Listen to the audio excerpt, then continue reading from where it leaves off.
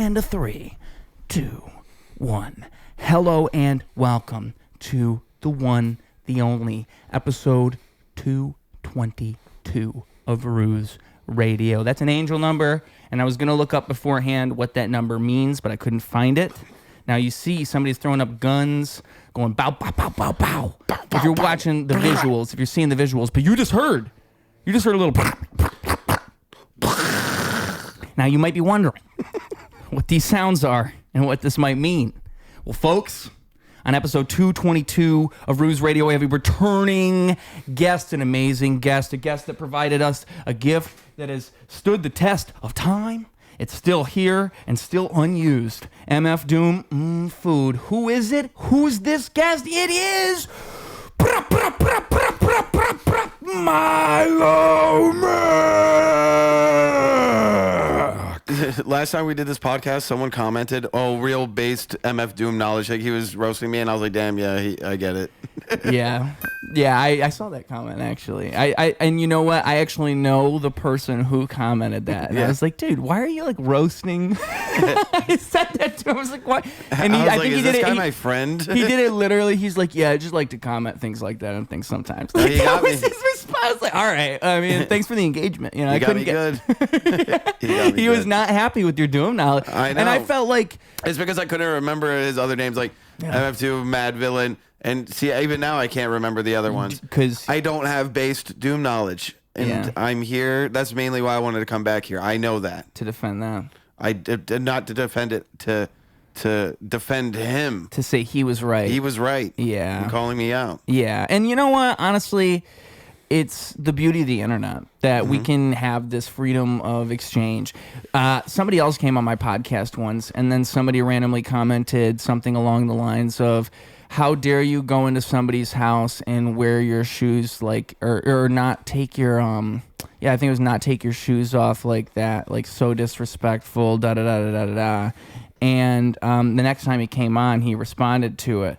And he's like, it was just some random person. So it was actually a very similar experience to you. And, you know, I think like the comment was something along the lines of like, I said something like, you know, Jesus wouldn't care if you were wearing shoes or not. Like, I think that's what I said. And then they said like, Jesus would respect people. Like, they doubled down, you know, they were really upset.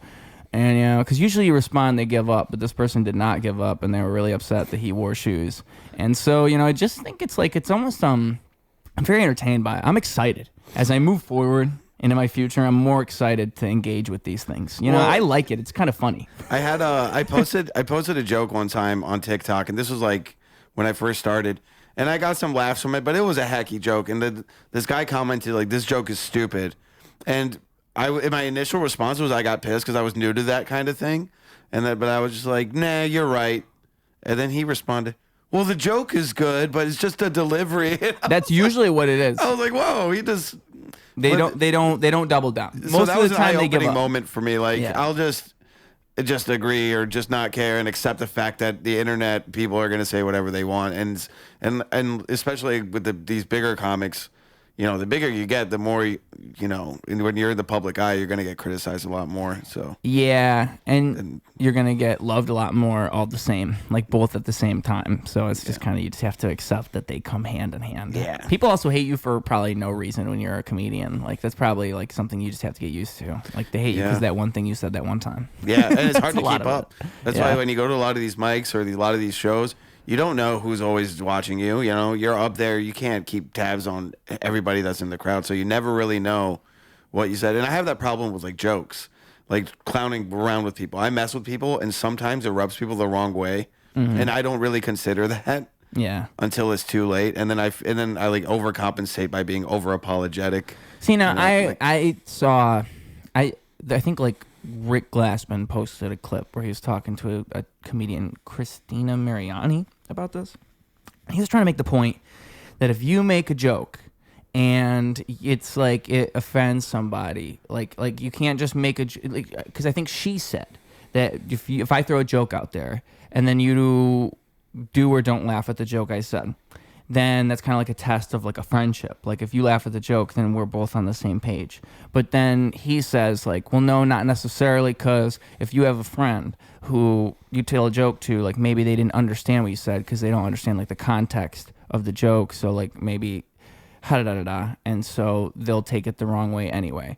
I feel like her point's more right. I feel like, you know, if someone tells a joke, that's the whole point. Jokes are subjective. Right. So it's like, if you don't laugh at a joke, I was like throwing out a feeler and then you didn't laugh at it. So, okay, now I know. Like, you don't think those types of things are funny. Yeah. Whereas, like, and that's how a comedy show works. If you, this audience is into this, this, and this, so maybe I should lean into that. That's why nobody likes going first. Yeah. Because, you know, you go to these open mics, sometimes you'll see it's signed. Like, if you sign up late, you have the choice between going up first or like 19th. It's like, okay, well, I'll just go first. Yeah. This comedian yesterday at our contest, he went up first and he made a joke about it. He goes, I was a sacrificial lamb for you motherfuckers. Right.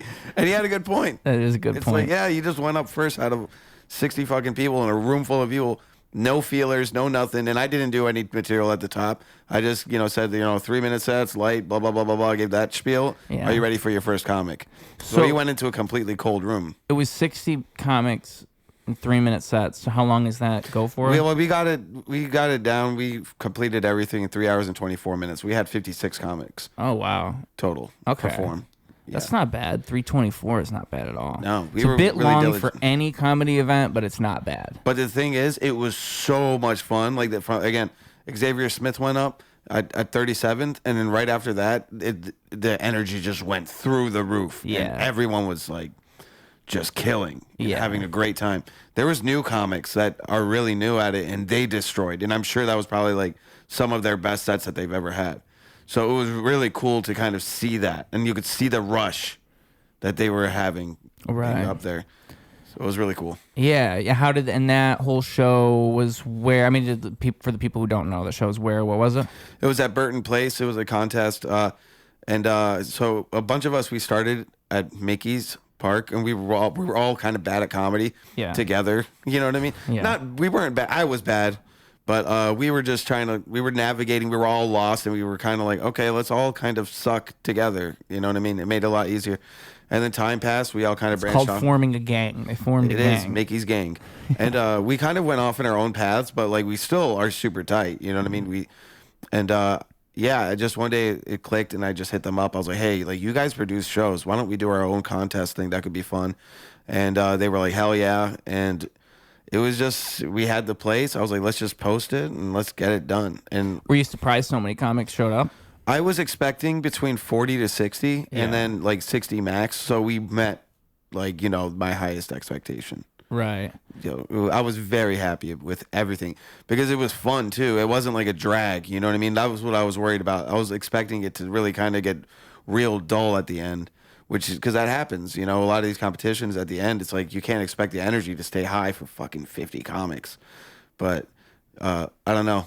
Last night was like an anomaly. It was so much fun. So you're going to do it again then, right? Oh, absolutely. I'm thinking in March, maybe. March Madness. That's exactly what Nikki B said. Is it really? Yeah. That's exactly what he said. That's funny. And he said it just like that, too.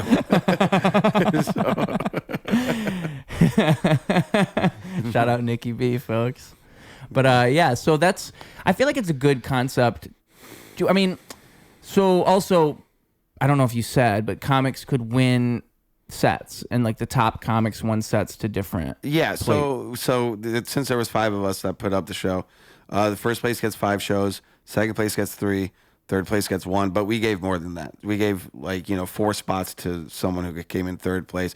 We gave out a shitload of spots, and then we have a few spots that we're going to give out just privately. We're going to message them. I already hit up 2 other people that didn't win the competition. Yeah, because in a way, it's kind of like you're performing in front of a producer anyway. So even if you don't win, they saw you. Yeah. I think I saw something just recently. It was talking about movies.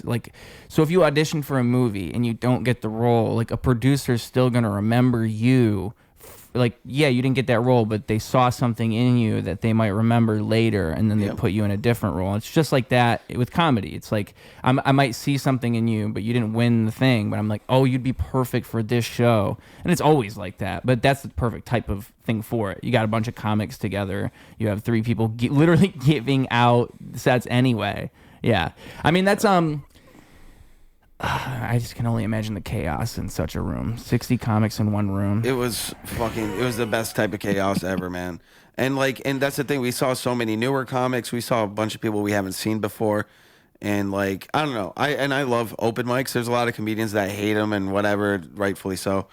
And the thing is, I love open mics because it's so fucking raw. And when you do a bunch of shows, there's pretty much a uniform formula for comedic formula, and there's a uniform understanding of how to elicit laughter. It's set up, punchline, whatever. And when you go to open mics, they don't have any understanding of that or any respect for it at all, and it's just complete free for all mayhem.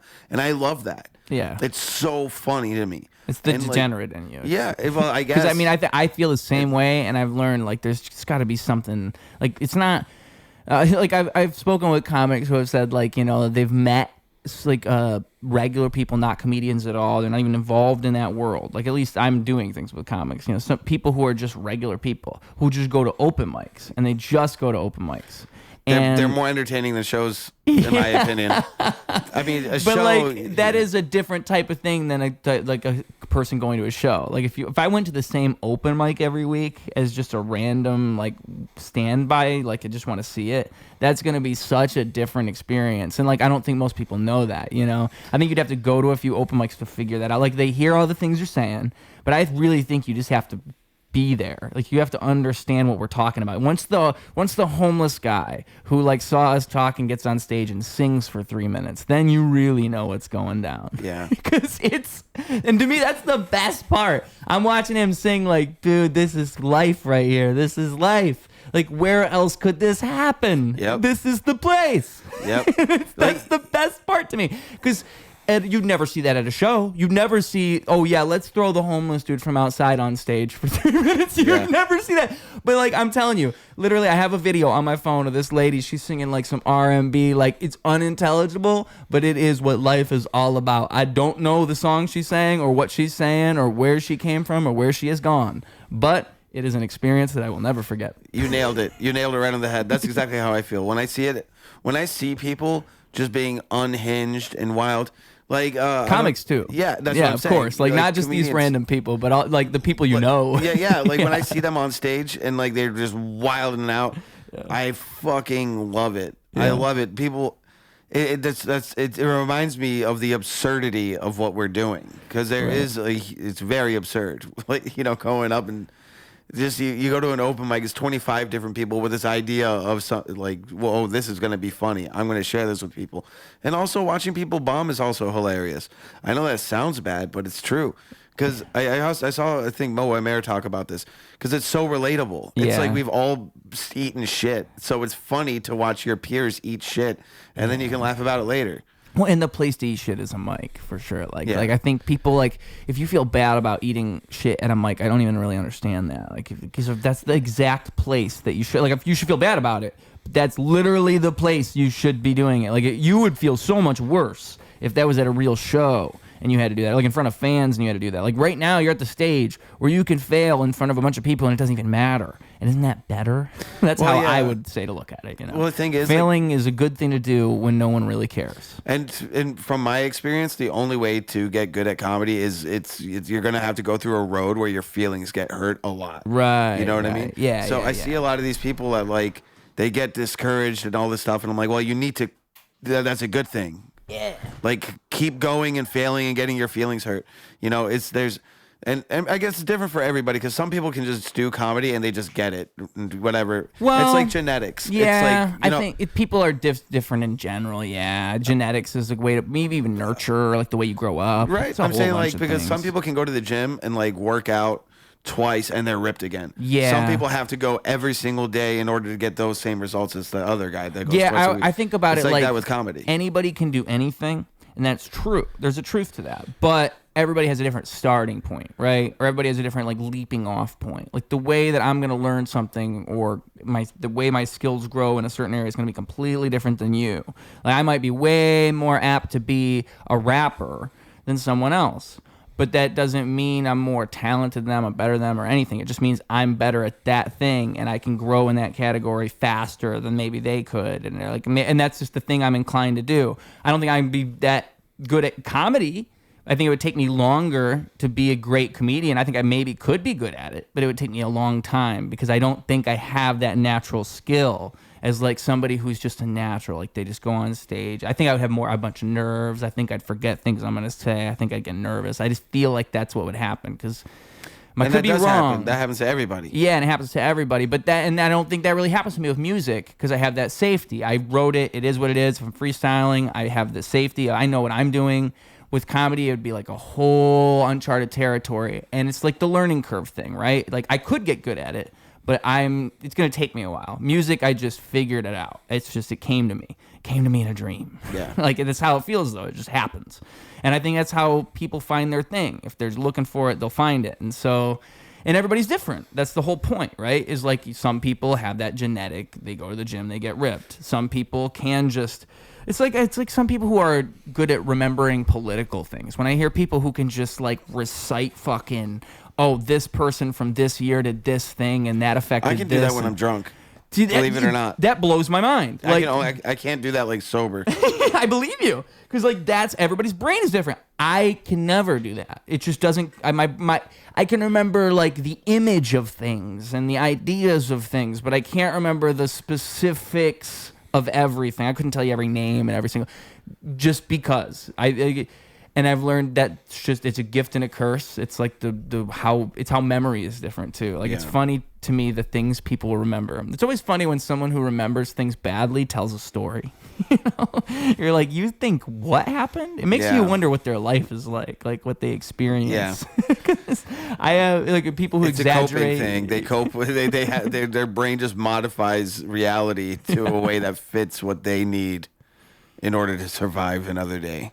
Also entertaining people. Yeah, I've seen those people at open mics too. You know what I've seen at an open mic once too? I saw like it was a group of random like I don't even know how to put this. Like I think they were doing something at the college campus nearby, Loyola, and it was like a communist like student collective, and so they were at the open mic and they went up and they would give like these political communist speeches at an open mic. And it was, to me, it's just the juxtaposition of it is so ridiculous because they literally did like a chant at one point. Like they went through the whole speech and then at the end they're like, okay, now if you'll indulge us, I'm going to say this and my people are going to say this. Huh.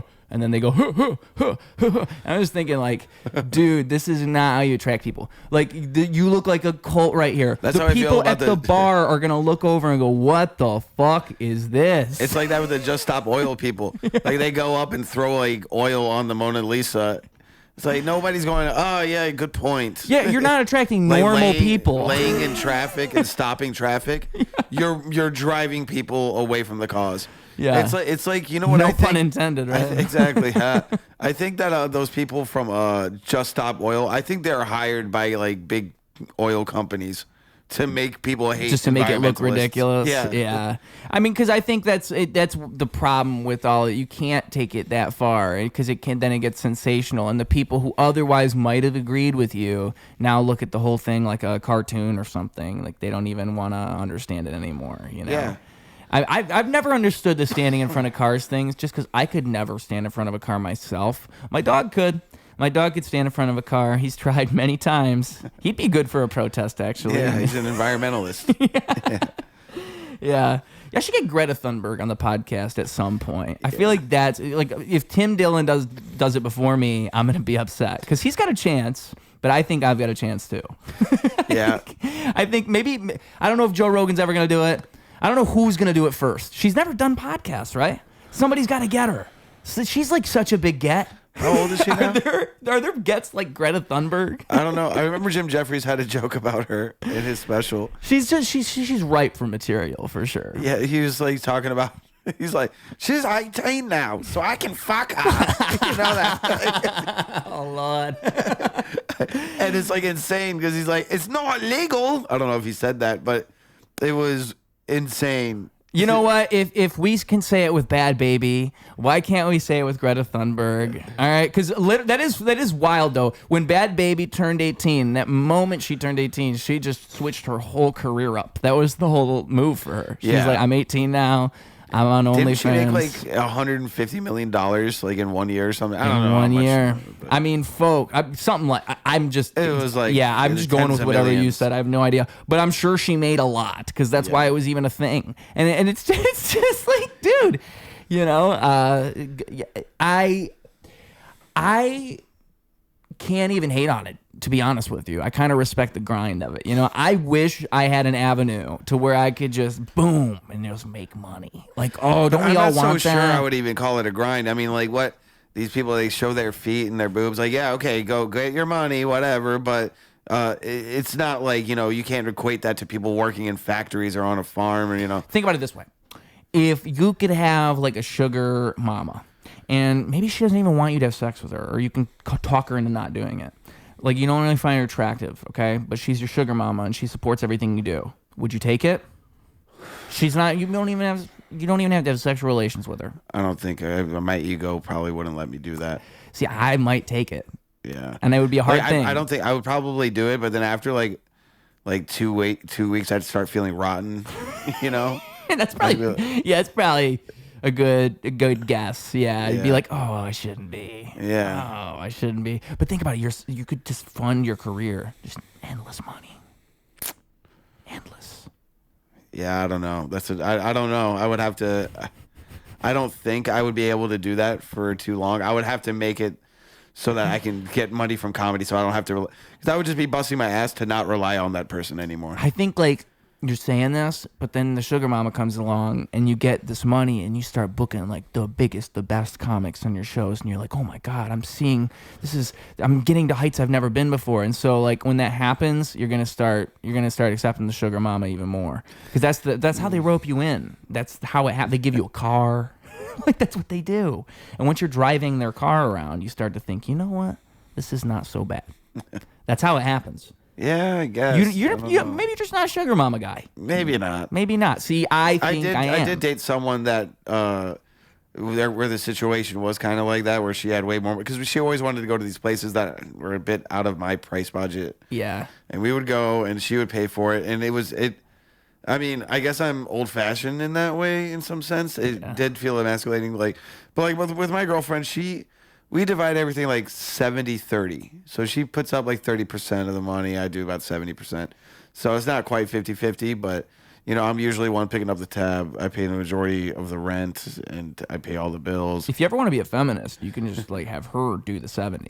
Yeah, well, that's a good idea. There's times where I'm like, oh man, 50-50 would be nice right now, but just tell her like, hey, I'm becoming a feminist. I'm starting to think women are equal to men, and I think you should pay 50-50. She would be like, bullshit, you're a misogynist pig. Buy my dinner. Yeah, like there's no way. Like based on the things you say to me, there's no way. I'd be like, hey, what did you say to me this morning? Hey, bitch, I'm a feminist now. Yeah. But yeah, man. I mean, and also I talked to you right before we started recording, but the whole show you did in Austin, like tell the people about that. Oh yeah, that was Banana Phone. Banana Phone. Ring. Yep. You ever see that video back in the day? Ring, Banana Phone. Ring, Banana Phone. I think I have. I hope somebody's seen it and they know what I'm talking about. Yeah, it sounds very familiar. I think it was like some 2006 internet thing. It was like, or maybe it was like a Flash video. It was one of those animated videos. It was like 2 minutes long. It was about a ringing banana phone. That was what it was about. I wonder if this mic is a reference to that. Because I'm sure it is. Every time I hear banana phone, it throws me right back to when I was still peeing the bed at 8 years old. Continue. Yeah, but yeah. I landed in Austin. I thought it was an open mic. I signed up. And I get the notification. I go to Creek in the Cave, and they're like, "You're on Banana Phone." People are like, their eyes are all wide. I'm like, "Yeah, what's the big deal?" They're like, there was one girl who was like, "You sign up for Banana Phone, and you don't even know what it is." I'm like, "Oh, I thought it was an open mic." And then the bouncer at Creek in the Cave was like, "She just found out what it was tonight too." And he was like, "I was the one that told her what Banana Phone was." So anyway. I get up there and I find out what it is, or like, they roast you, you roast them back. And I found out that you could roast them back about 15 minutes prior to the show, and I went up second. So I just watched the panelists from like a certain angle and was just looking at their faces and just scribbling down whatever I could to like roast them back.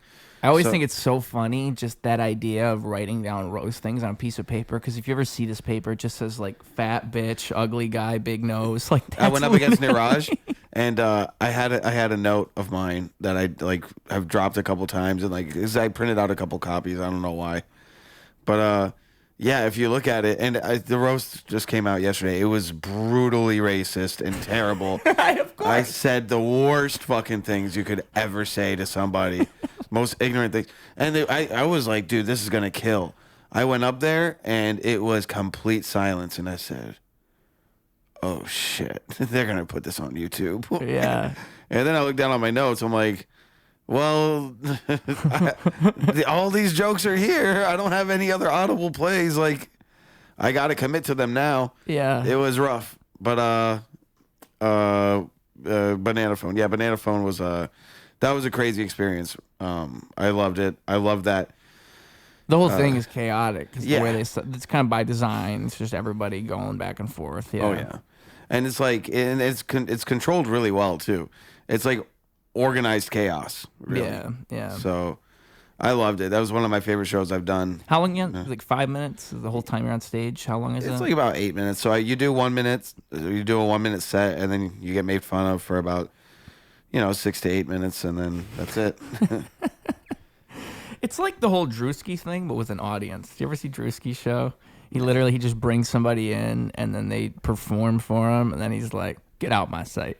Like that's pretty much his whole show. They do stand up? No, it's all kinds of entertainment. I don't even fully understand like what Druski does, but I've seen clips of his show. And people say that he's a comedian. I'm like, I've never seen him do comedy. He doesn't do stand up. Yeah, he doesn't do. Well, comedian can mean different things now. Like comedian, I guess comedian can mean that. Like, I mean, of course, there's always been different brands of comedy, but I think that there's people like Druski who get popular doing like shows and stuff, and they're not like there's not. I don't even think he does skits. Maybe he did. He does skits now, but I don't think he was doing skits when he got started. Maybe. I don't know. Yeah, dude. I don't really understand. I have no idea what he does or like what he is. I guess he's just a media personality. Well, I guess it's like, did you see who was it? IShowSpeed did stand up. Did you see this? Yeah, he went up and said the N-word and then just ran away. Yeah. He did like a backflip too, right? Yeah, I think he did an N-word and then a backflip and ran, which is kind of the exact thing I would expect a streamer to do. Like that's their interpretation of stand-up. Because I think what the video was like Mark Norman said to him beforehand, like just try to say the N-word. Yeah, so he did that, but like also kind of a letdown because I think IShowSpeed could pull it off because it's that thing where if you are already famous enough, you're already popular enough, like he's not a comedian, but I think people would give him a little bit of a he's famous like pity thing. They might laugh at some unfunny things. They might give him the benefit of the doubt. Yeah, exactly. Remember T.I. when he tried to do stand-up? It's a tough thing. Like I don't know if he made the right move or not. Yeah, because I feel like he had a chance. He could have done a minute. He could have did a minute. T.I.? No, IShowSpeed. Yeah. T.I. I actually didn't see the T.I. thing. What happened to him? T.I. tried to be a comedian, and if there was a clip somewhere of him just getting booed. And then, like, he kind of gets into this, like, inspirational talk. It's like, hey, now, come on, like, whatever. I don't know, but very great crowd work. Very great crowd. Yeah, he's like, hey, you guys, this isn't as easy as you think. You got to go Tony Robinson on him when you're bombing. Yeah, turn it around. You don't know how hard this is. I work hard. You got to work hard every day. Yeah, getting into comedy as from a famous rapper is that would be an amazing feat. Oh, yeah. I mean, just switching professions when you're that far along into anything. I mean, people who switch sports, like, people who jump from wrestling to UFC or UFC to wrestling. I'm trying to think of other things that people do where it's big and notable like that. I mean, I guess even if an actor becomes a politician. Like, that is kind of a crazy thing to do. Like, why in the world would you ever do that? You know, it's probably because why?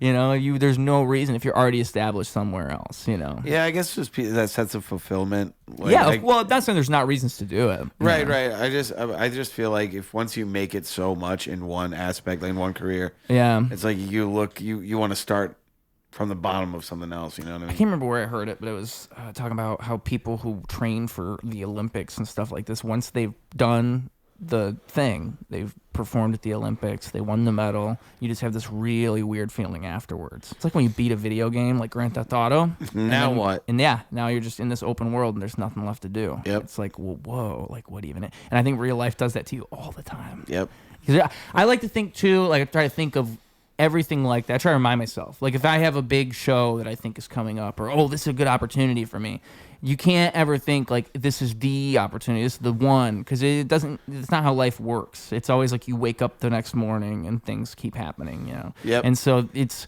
always like a building block. Everything's just building up to another bigger thing, hopefully. Right? I try to apply that to my stand-up too, whether I have a good experience or bad experience. It's like, okay, well, next, I always have another few bookings ahead of me, so I'm just like, I'm gonna hone in on that. I try to be as present as I can, and then as soon as the show's over, I'm just locked in for the next one. Because that's all you really can do. I agree. I think it's the best way to move forward. I mean, you can just take the data from what happened, like, you know, hone in on the good stuff, and then try to figure out where you went wrong. And sometimes, you know, sometimes I can't tell what went wrong, but a lot of times I can see like, I was low energy, or I stuttered over here, or whatever, and then just try to clean that up. And like just seeing things as a learning experience, because I think people drone on like negative shit, and that's just how you stay there. You don't keep, like, I think pushing through resistance and just understanding, like taking accountability, even if it's not your fault, taking accountability, being like, well, how could I have avoided that? Like just things where it's like if you have a terrible show, you go to the show and it's the fucking worst show ever, nobody shows up, and it was booked by this guy that you barely know, and da-da-da-da. Like, what could you have done to not be at that show? You could have avoided that whole thing. Like, there's always a way to look at things positively and find a different answer, rather than thinking like, what, like just of all the negatives. Oh, this sucked. Oh, what a bad thing. Oh, what a bad thing. Because I hate when I find like you can't even have those people as friends if they think that way. They'll drag you down. I cannot stand people that are habitually negative. Yeah, it's painful for me. It's like it's infectious too. It is. Yeah. It just drives me crazy. I can't be around people that see the negative and everything, try to resist any type of progress. By like, you know, being skeptical or hesitating, and they don't even see they're doing it. They don't. I think that's the sad part. Is I don't think they understand that they're creating that for themselves. Exactly, and then they prove themselves right, and they go, "I knew it. I knew that this was going to happen." Yep. It's like kind of the equivalent of like a really possessive guy that constantly accuses his girlfriend of cheating. And then she cheats on him. And then he goes, I knew it. It's like, well, dude, you pretty much forced her to do that. You created the reality. So, I like to think you find what you're looking for. Like, as simple as that. Whatever you're looking for, you're going to find it. And so if you're looking for the negative thing, you'll find it. It'll be there. And I think it's like the same thing as when you hear a word and then all of a sudden you start hearing the word more because you're looking for it and you're finding it. Like, it's just you see the thing. And they have a lot of negative people in comedy and stuff. Like, they'll talk about comedy like it's a shitty thing. Like, oh, I'm a comedian. Of course I'm depressed. Of course. I'm like, it's comedy. You love this shit. Stop acting like you don't love this. You know, it sucks a lot of it because you're a lot of times you'll drive 5 hours and then you'll be like, holy shit, this was a waste of time. But that's part of it. It's part of that journey. I've traveled all around this country for no reason. So now I have this small reason, which is good enough for me. And I think comedy, you have to like be in it for that long, traveling and going everywhere. And I love everything about it, man. You have to love that, or else you're gonna hate your life because it's gonna be that forever. You're just signing up for that by being a comedian. You're not gonna want to do comedy in this one city forever. Like I don't.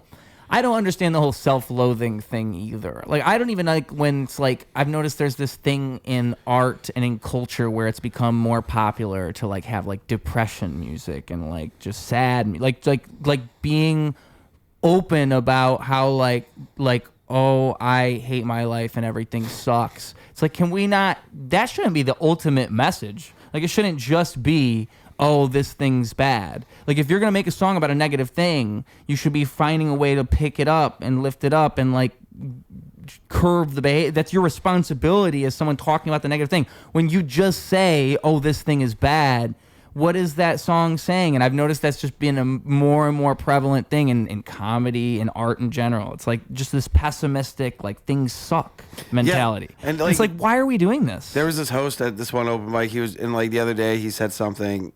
I don't know if he was a host, but anyway, he was like, he said something about, like, we're all broke here, right, Milo? You're broke. And I'm like, no, I'm doing fine. I'm doing great, actually. And everyone, we all laughed. We laughed our asses off. It's like, don't lump me into that. I'm doing great. And then, like, I was talking to this other guy, and he said, yeah, I saw that this one comic, he got in his BMW and drove away. I'm like, why do you even do comedy?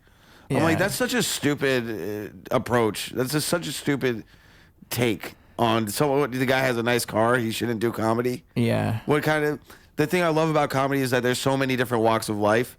So whenever someone makes these broad generalizations that we're all depressed, broken, like whatever, I'm like, get the fuck out of here. Right. I don't adhere to that. I like the individuality that comes with comedy, it's like into the collective. You know what I mean? Everyone is so much. We're all from such a different walk of life and share this common purpose, whatever, you know, to make people laugh. I love it. I love a lot of comedians, and I know that makes me like a slut, but I love the Chicago comedy scene. I love so many fucking people. I have so much fucking fun at open mics, and all these guys are talking about it like, oh, we're all broken, depressing. This sucks. Comedy's stupid. Why did I ever start this? I'm like, well, don't.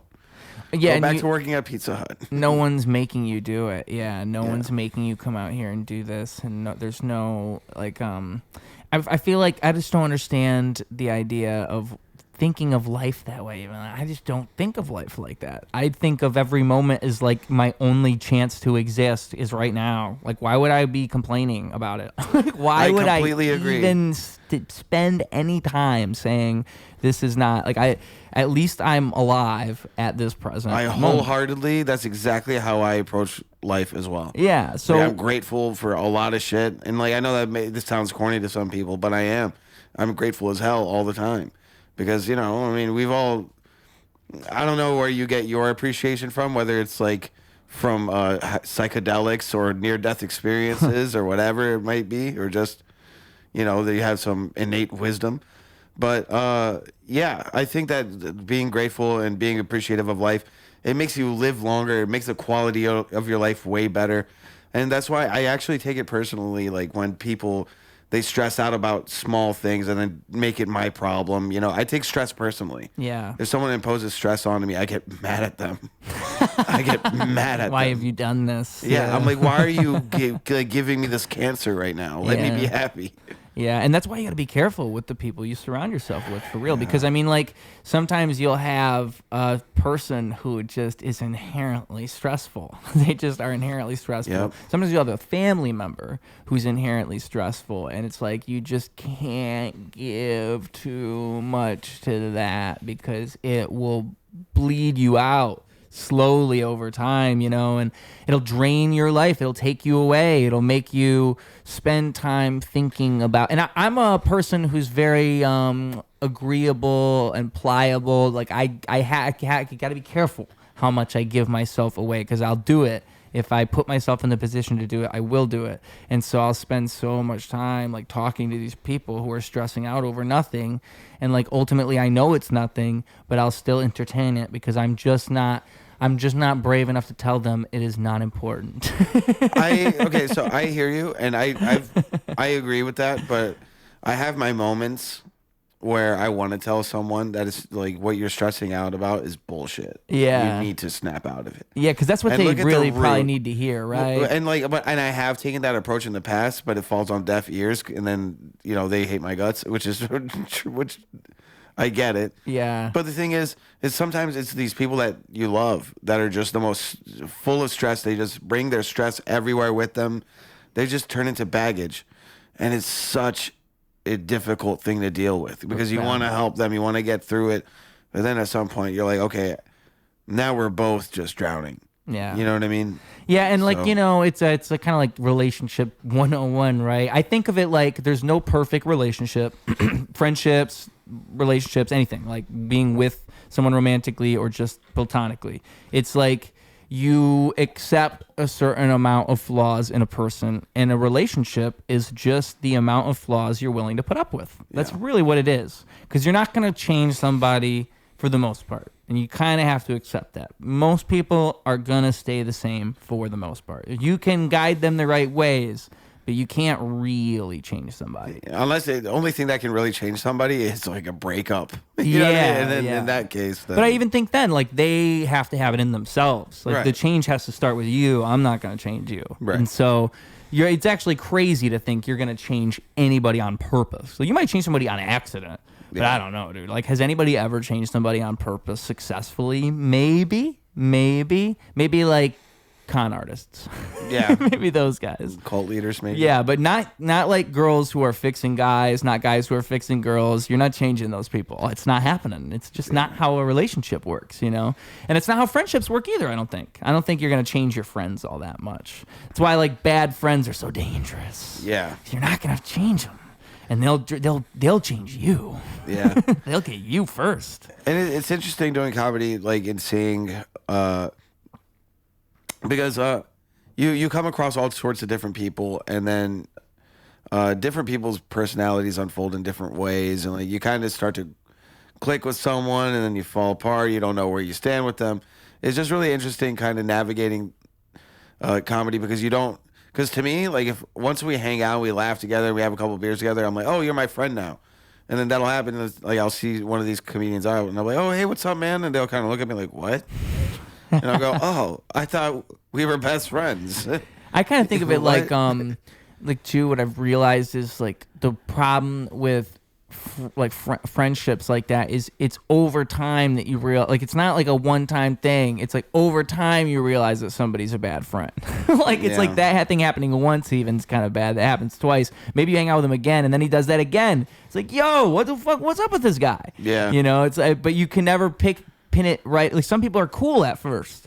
I mean, a lot of people are cool at first, and then you start to just slowly understand. Yeah. You're like, wait a minute. But I'll give anybody a shot, and like I'll hang out with them, and just because that habit is not to say that I don't like them or whatever. I'm just like, oh, maybe it's a Persian thing, like a cultural thing, but like it's a huge for us. Like when we say hello, if someone says hello back, and if they don't, it's like an act of hostility. Oh. Yeah. Wow. So I don't know. I mean, that's always been an interesting aspect of it. It's like I'm like, I don't know, like, are we cool or like should I? And like a lot, I don't think about it anymore. I just don't even think about it. I just stay out of people's ways. I'm friendly to everyone, and that's all I can do. Yeah, the problem is like when there's drama, people want to get you involved and da. And also, if you're producing shows, I think if you produce shows, you'll naturally stumble into things like, oh, so and so doesn't want to perform with so and so, and yeah, that's happened a couple times. I've done a pretty good job of like staying out of that. Yeah, it's all you can. Because I'm just not qualified. Like, there's been a couple of instances where, people have voiced their opinion and asked and like requested that I do certain things and not work with this person or whatever. And I'm just like, look, I'm not qualified to make a judgment about this situation or that person. I don't feel me doing anything, taking an action like that is like making a statement. Right. So I just like to remain neutral. Yeah. So yes. I don't want to take any sides. I mean, there's some comedians that I'm really tight with, like Marcos and stuff, and like I'll burn in hell with him. I don't care. Yeah. I'll ride to hell with him. You know, And so Marcos, please don't commit murder. Please don't. I'll do it. Yeah. We're begging you. We don't want to have to support that. Yeah, me and Marcos are beefing. He doesn't want to extend the cap Oh. for the next contest. What the Marcos, fuck? you bitch. Marcos, you bitch. You're gonna kick your ass. Yeah, you guys should have a fight over it. Like do a live wrestling match, and whoever wins gets to pick the cap. All right. I would tune in. Can I be the referee? Actually, Would have to be sumo wrestling. That's fine. That's All right, fine. cool. Are you gonna wear a fat suit? Yes. 2 fat suits. I don't need a fat suit. I'm wearing a double XL flannel to cover up what's going on underneath. Buddy. Oh, dude, you're talking sumo. You're not at sumo quality. Come on. A sumo wrestler would be offended by what you just said. Yeah, that's true. They work hard for those bodies. They're like this big, dude. I bet a sumo is like 5 of us. How much do they actually weigh? That's a great question. You know what? That's worth looking up. You got a phone near you? Mine's all the way over there. Let's find out how much sumo wrestlers weigh. My guess is going to be 700. Wow, I was gonna say 450. Yeah, I think I went too high. All right, let's see. How much do sumo wrestlers? I've regretted it as soon as I said it. I'm going to go down to 600 if I'm allowed. Okay, so it says anywhere from 330 pounds to 645. Okay, not bad. 645 is huge still. Yeah, but that's also super broad. Like 330 versus 645. That's like. So probably, but like the average, I would guess, is probably at least 400. 400. I think you're right. 400, dude. 400 pounds. How much do you? I mean, I don't want to ask you how much you weigh. It's an offensive question. No, 250. 250. Oh, wow. Yeah. See, I think I weigh like 140. I don't weigh shit. I'm like half of you. When I look at, I think I have body dysmorphia because when I look at you, I'm like, we're pretty much the same size. That's what I thought. I thought that looking at you. I was like, I thought you were gonna weigh like 160, 170. No, dude. Man, we're both off. I haven't weighed that much in like 7 years. See, I just don't gain weight. I haven't gained weight since like middle school, dude. And it's like a mystery to me. People tell me I'm gonna grow up, I'm gonna start gaining weight, and they've been telling me that for a long time. I just don't think it's gonna happen. I had to look this up because it came up on the thing. Average. It said how much do sumo wrestlers make? 26,000 to 30,000 a year. That ain't shit. That ain't shit. What the hell? I know. That's like the school teacher money. Not even. Dude. That's like substitute teacher money. Why would you? Well, maybe that's different country currency. Maybe that's more in the other country, if you think about it. I don't know, maybe. Because there's probably a conversion going on, considering that we don't have too many U.S. sumo wrestlers. Yeah, it's not really big. That's my guess, because that just seems really low. Like, and I know if I were to send money to another country if you had an editor who works in another country, that's always convenient because their currency is like 3 times. Like if I send them $5 to them, it's 30. So I know that exists, but it's like, where is sumo? What's the currency of sumo? Dude, we got to go deep on sumo. Next podcast we do, it'll just be pure Last sumo. time was Helen Keller. This time it's going to be, do you remember we were talking about Helen Keller? Yeah, we unleashed the conspiracy of Helen Keller. Yeah, and you know what's funny about that? After we talked about that, I've heard all types of different jokes about it. I guess it's a pretty commmen topic in stand-up. I think it's like it comes back around every now and then too. The ghost of Helen comes back because I feel like it probably is a myth, and I think that it's just one of those things that people used to say, and then eventually everybody's like, "Wait, what the fuck?" Remember we looked it up, and it was like she wasn't even like that blind. Yeah, exactly. But then you'll have other people who are like, no, those people made that up, and she actually was blind, and she was that deaf, and then they'll make a whole like 13-minute video debunking that. It's kind of like pyramids, dude. It's like you have the people who are like really interesting talking about the pyramid, like, oh, maybe it was aliens, maybe it was ancient technology, and you want to believe them. And then you have the science people who also sound convincing because they're like, no, these people don't even know what they're talking about. They haven't even they're just making shit up. But the science people seem kind of snarky, and the other people are saying, yeah, the science people won't even listen to us. And so you are kind of wondering, why can't it just be, it's kind of the same is what I'm saying. There's a parallel. I listen to a lot of like conspiracy theories just for fun. And like one of my favorite ones for a little while was like flat earthers. Oh, it's a fun one. Oh man. It never dies. Never flat earth never dies. And they're so stubborn too. And like they'll be like, how come Neil deGrasse Tyson won't ever debate me? Like debate me on Joe Rogan's podcast or whatever. And like I forgot what made me bring this up. Well, I said that the the people who are talking about the pyramids, they do say like, why won't the people? Well, actually, I didn't say that, but that is what happens. They say, why won't they debate us? They'll say, why won't they? Because if the academics are saying that we're crazy, why won't they debate us? And it's kind of a catch-22 because the academics will then say. But the academics, it's also a catch-22 because it's like a fail-proof argument. The academics can then say, why would we debate you? It's wasting our time. Like, you are so off base that for me to even debate you is a waste. That I'm platforming you. I'm giving you a space to spread your bullshit that I don't even think is close to true. And so it would actually be me doing you a favor by doing that. But I don't know if that's true either, because if you're an academic, wouldn't you think like knowledge and the pursuit of knowledge and truth would be best, and to have a public forum would be best? So it's a catch-22 on both ends. It's like both of them are just automatically right, and it'll never get to the bottom of it unless maybe there's some, because it is true that like if you think about it, we didn't even really have this big formation of ideas until like 100 years ago.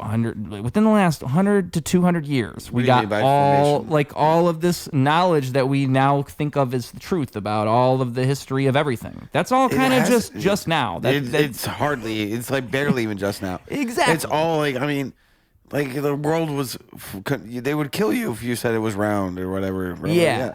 And so that's why flat earthers get so convinced, because they're like, well, you really believe that the earth is round? They only started saying that 300 years ago. Yeah. Because they are right. Like, knowledge is all new. It is all new. So, and I don't think these power structures, are entirely, I don't think they want to entertain new concepts about the past or anything. I think that's true. I don't think that they're interested in thinking about radical concepts of how things could have been. Yeah. Because why would you? That seems like you have to put money in. And also the other argument about it is it makes all of your prior stuff null and void. All the stuff that you did where you were investigating this, and this just seems pointless if it was this other thing the whole time. And so then all those classes you taught and all that education you gave seems silly if you're wrong. It's an endless argument. It's never going to end. It's like UFOs. Like, until the aliens walk out and we get it on camera, it's just going to endlessly be this thing. Now the government teases us with UFOs. It's gotten even worse. They're like dangling UFOs in front of you. I saw some post on Facebook. It was like, not only did George Bush know about aliens, but he also like came in contact with one and like talked to him, and then I read a bunch of the comments. I was like, I used to work at Area 51. I dissected an alien. Someone was like, I used to work at Area 51. Like, I had sex with an alien, and like one of them was real. Yeah, and one of the comments was real. And so that's the thing. The thing that I bring it up, I started reading a bunch of the comments, and like the first few, I believed them, and then I was like, oh no, they're just joking. All of them are. I'm an idiot. Yeah. Imagine being a grandmother on Facebook. Yeah. I saw all these Area 51. My dad just downloaded Instagram, and he'll tell me like something like, "Did you hear about this and this?" I'm like, "Where did you hear that?" He goes, "Instagram." Oh, dude, AI. They're not gonna post anything. Why would they post it on Instagram if it's not true? AI is gonna fuck us all up, because like it already does. Yeah, that's just. When my dad got Facebook, I was worried for him, and if it was now, oh my god, I like. My mom, I don't think she scrolls on. No, my mom's fucked too, dude. AI is just gonna get us all, because it'll get me now. It'll get all of us. It's getting better and better. Like, before, I thought you don't have to be old to be scammed anymore, is what I'm saying. I guess. Like, it used to just be the grandparents, and it still sort of is. But it's gonna get us real soon. We're gonna be the grandparents. It's gonna get all of us. You can still and sort those scammers, of tell. when they get you, like, they have like whole communities in India, for instance, where like their local government, they know what's going on, but like they're bringing all this money in. We don't give a fuck. Fuck them, people in the U.S. So I mean, what you're saying is move to India. Move to India and start a farm. Start a phone farm. Yeah. Yeah. I like watching those hackers like kind of get the revenge. Have you seen that? Yeah. Like, they'll hack the scammers' accounts and like get on their computer. Yeah. There's one named Kit Boga. And then the other one is like something central. Kit Boga, I've seen a lot of his videos. I thought they did like some collab at one point. But it's so great because they'll have characters. They scam them for 40 hours on stream. Like, you know, like they'll scam the scammer. They dox them. They do all kinds. I think Scammer-payback. I want to say that's one of them. Yeah, I think that's the one I've seen. Yeah, there's a few of these guys, and they've been at it forever. And that's civilian justice right there. Yeah, I love it. That's the only way you stop it. I love watching justice videos. They're like, you're wearing this shirt and this shirt right now, and it's like they hacked into the person's webcam. So yeah, like, oh, nice Gatorade you got behind you. And then the guy like freaks out and throws a sock on the webcam. Okay, sir, what do you want? You want to keep playing games, or do you want to tell me what you want? Yeah. It's like. And then the scammer still goes along for another 20 hours after that. Like it is wild. And I think like the part of it is like the scammers. What you realize through those videos is how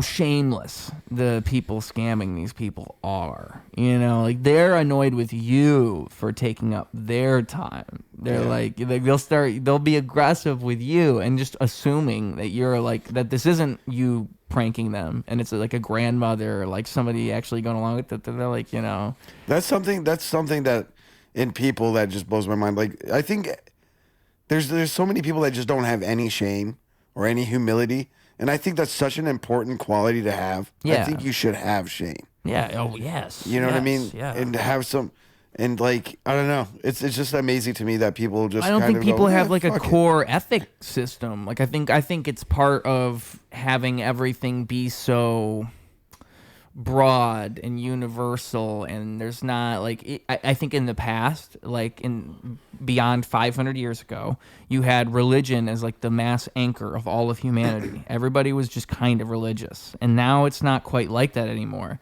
And I think that makes no one have any like core moral principles other than like the things they think are generally bad, like don't do this, don't do this, don't do this. They don't have like a thing, like a path, like a moral path. Not that I think religion's like the only way to have that, but I do think that like most people just don't. And so because of that, it's hard to like have a principled system of like what is right and wrong, and like to then like always treat everyone the exact same way religiously, right? Like to like even though I disagree with all the things you think, I still think of you as a human being, because I think that's kind of the core of religion, is like to think of everybody as this integral group that's all kind of from the same thing. That's what religion's telling you, is that we're all from the same thing. And you can be good or you could be bad, but there's potential in all of us, and we're all kind of trying to do the same thing, working at the same thing. Yeah, I mean, and it's good to think that way. I never grew up religious in any way. Like I have no experience with religion at all. Most people don't anymore. Yeah, I didn't either actually. Now, I mean, my dad had like a couple like crosses around. That's about as much as I had. You know, it wasn't like my parents were religious. Yeah, so I mean, I'm just like I think that you can achieve like a good, strong moral compass without having religion, but I can see how it helps. But yeah, I guess I agree with you. We live in an era where we definitely live in an era that's a lot less sensitive, because like making fun of like dead people for example, it's like today, and I'm guilty of this too, but that's always been my sense of humor. But like when I was growing up, like if someone died and like you made fun of them, it was a very fucked up thing to do. But now it's like the second someone dies, you see all sorts of memes about it. Yeah, I remember I was with a friend, and it was in 2020, and like, you know, I'm not like, I don't think I like really, I want to say that like, I was just one of those people who thought like Trump was the most evil, just a piece of shit, like just like everybody else. And I thought that for a long, long time. And like, I think that, so not that I don't think he's a great guy, but I thought that just like everybody else for a long time. Because I think that that's an easy way to think, is just to think binary. Oh, this guy is bad. And so, but I remember it was 2020. I'm hanging out with a friend, and this friend like leans far left, right? So I'm sitting with him, and it was the news comes out that like Trump had gotten COVID. So this was when COVID's happening and Trump got COVID. And I remember seeing it on my phone and looking and saying like, oh shit, Trump got COVID. And I said that to him. And then his immediate response was, I hope he dies. And I just remember being so shocked by him saying that, because I don't even like Trump. I don't think Trump's a good guy. I don't think Trump's doing great things. I think he's like, you know, I'm buying into all this like shit the news was saying at the time. Oh, Trump's the worst thing ever. He's creating all this chaos. So even me believing that, but then still to think, oh, this guy should die. Like I would never think that. And I was so shocked. I remember saying to him like, dude, like I can't believe you would even say that. And he's like, oh, my bad. Like, of course he's like, he's like acting like, but it's like to wish death upon anybody for any reason, to me, is such a radical thing. Like, you don't understand what you're saying. You're saying, like, you want that person to go out and get hung. Like, you would want to see that person die. That's what you're telling me? And, like, I remember him saying that and thinking, damn, like, people really think this way? And then you see it happen in real life. Like, a person will get assassinated, and then people will say, oh, fuck that guy, and, like, make fun of that guy immediately. And what happened to this, like, everybody saying, oh, people shouldn't just die? Like, or if someone gets attempted assassination, and it could be anybody, it doesn't matter who you are or where we're leaning politically, it doesn't matter. It's like you don't wish death upon people. And when people get, like, things happen to them and they're in danger, we should all feel in danger, not just this person. Now we're all feeling more paranoid and, oh, I can't go out in public, something could happen. Like, whenever anything happens publicly and it's bad and it's violent, I just don't understand this. I don't understand this, like, thinking people should be harmed thing. I don't agree with that. I've never agreed with that. I don't understand this. Well, on my way here, this guy, I was at the light, and, like, it was turning from green to yellow, and he took too long. And you wanted to hit him? I was like, I hope you die. Yeah. I was like, I hope this person dies. I stopped at Burger King on the way here, and I got my drinks, and the lady didn't give me a straw. But isn't it a difference if you're talking about Saddam Hussein? Like, if you're talking about, like, okay, if you're talking about, say, Netanyahu's a bad example because you might want him to die. Think of a good one. All right, so, like, Logan Paul. Say, because I was just making a joke about this at work the other day. I was like, all right, they got Kirk. Logan Paul's the next one. Like, that's the next set. I'm like, because Logan Paul, I feel like if he gets assassinated, since we passed the Charlie Kirk, like, level of, like, exception, like, we're accepting a Charlie Kirk getting assassinated. Half of people are, I guess we're okay with that. So now we're going to do Logan Paul. And if it's Logan Paul, I bet you half the people are going to be like, well, he's kind of an asshole. Like, yeah. That's where we're at, dude. Yep. It's only gotten worse. Yeah, that's what I'm saying. So we've definitely gotten less sensitive, I think. That's the part that scares me, is I've just seen it slowly happening over time. Because it's different than just the guy that cuts you off. It's like, you actually kind of hate that. You think Logan Paul should die. Like, they really think that. That scares me. Like, they might want me to die. You might want me to, if you really knew me, you might want me to die. I mean, yeah, I mean, with the Trump thing, like, you know, Trump is like the source of so many, like, is so much hatred. Yeah, you know he's like I mean? a beacon. Right. Yeah. Exactly. And he changed the world drastically. Oh, yeah. I mean, politics will never be the same. Nothing, yeah. And I would even argue that if he didn't do it, something like him was going to come along. Like, there was bound to just politics and entertainment blending like that. It was just bound to happen. But yeah, he did, yeah. Yeah. And I think that, for however you feel about it, I just don't understand the violence thing. And I think 2020 fucked everybody up a lot too. Like, just the fucking, I mean, George Floyd coming right out of that, and that was after lockdowns.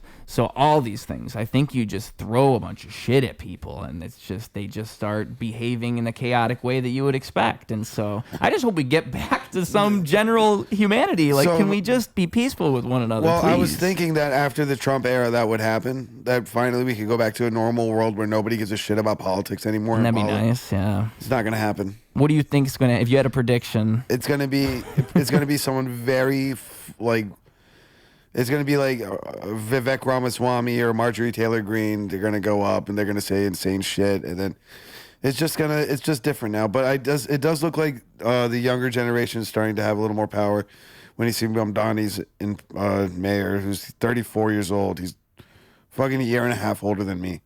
Yeah. in charge of me. Dude, I can hardly clean my room. I think that it's definitely gonna there's gonna be a shift. It's just weird. It's hard to tell. I mean, it's so hard to tell. I mean, especially with everything else happening all at once. Like, who could you couldn't tell me what 2022 was going to look like from 2020, and you couldn't tell me what 2020 would look like from 2018, and it's also exponential. And so I don't think it's going to get simpler. I would never think it's going to get simpler, but I do think that it's not good to think it's only going to get worse. Like, it could have gotten way worse by now, and it hasn't. And so I think that a lot of people do still want things to generally be all right. My hope is, my core hope, can we just make poor people a little less poor? That would be so cool if we just did that. I think people might actually like the government all of a sudden. Even if the government didn't change a single thing about it, they just made poor people a little less poor, then everybody was like, you know what, I guess this is fine.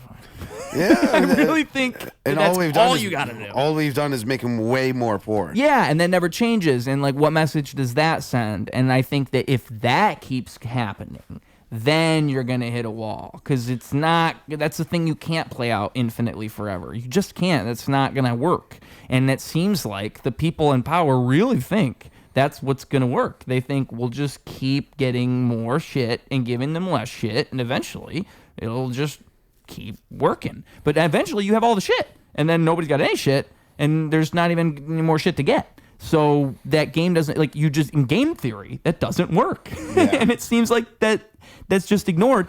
And I feel like everyone knows this. It's just that it's an impossible question, right? Unless you uproot society, you change everything, you have a revolution, what do you do? Because you have the people in power who, why would you ever let go of something like that?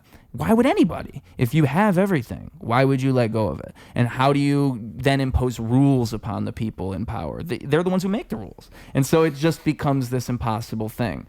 And like, I don't think there's an answer, but I think people think there's an answer. People come around, everybody's got, society should be like this. And I don't think there's any perfect society, there's any perfect anything, but it could be better.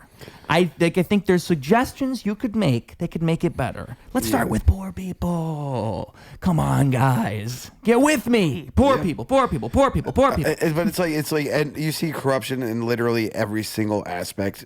Everywhere. Every single aspect of everything. But like, if you really look into it, the more you look into it, I mean, it's hard not to become cynical. Yes. You know, it's like everywhere you put your money, it's going to end up in the hands of someone that's corrupt, or it's going to be at your own detriment in some way or another. And it even seems like those who aren't corrupt somehow fall into the trap. Like, because I've seen it happen over and over, where it'll be a politician that I actually genuinely like, and then they'll just realize, they're just doing the game. They're playing the game just like anybody does. If you don't play the game, you're not going to make it. Exactly. So it's like, politicians don't trust you unless they know that you're willing to be shady, which is ironic. Yes, exactly. So, you know, exactly, and that's why it doesn't work. I don't trust him. Why? Yeah, because he doesn't lie.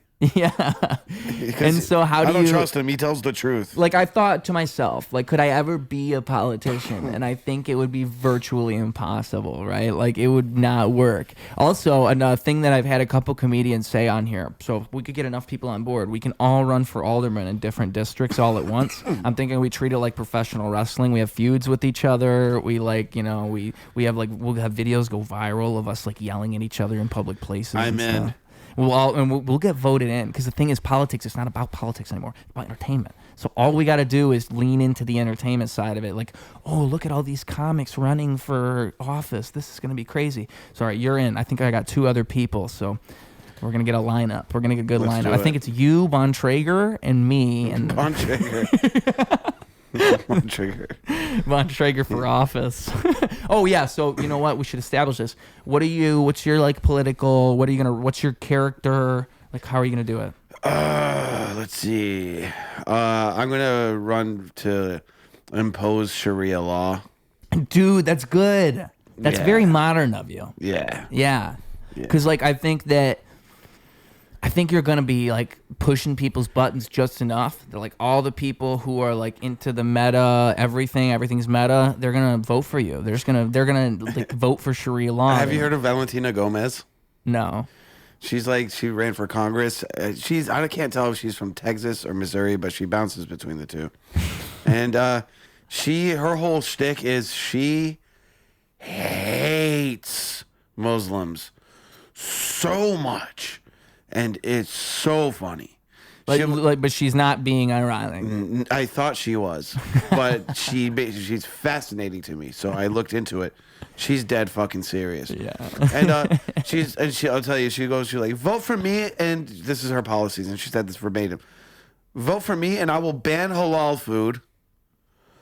I'll ban burqas and the construction of Muslim cities in America.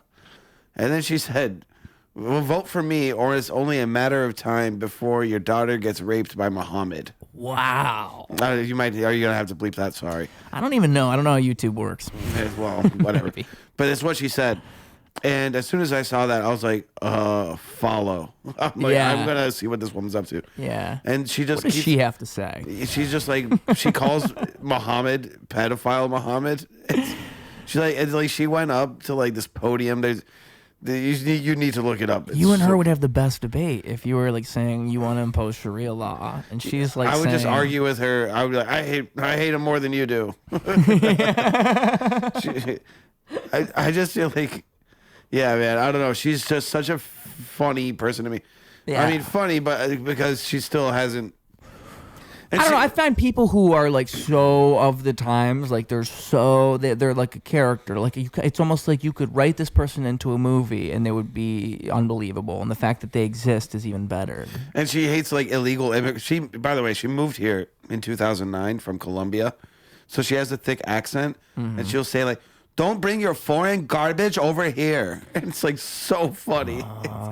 That's what I mean. See, I bet like part of her support is like idiot. this She's a kink terrible thing. I bet guys like that a lot. They're hearing this like Latina girl talk about all these Republican talking points. Well, I was talking to somebody about this, and I think it's a psychological thing where a lot of people, they'll go and take these political stances so that way they can insulate themselves from any potential, racist agenda.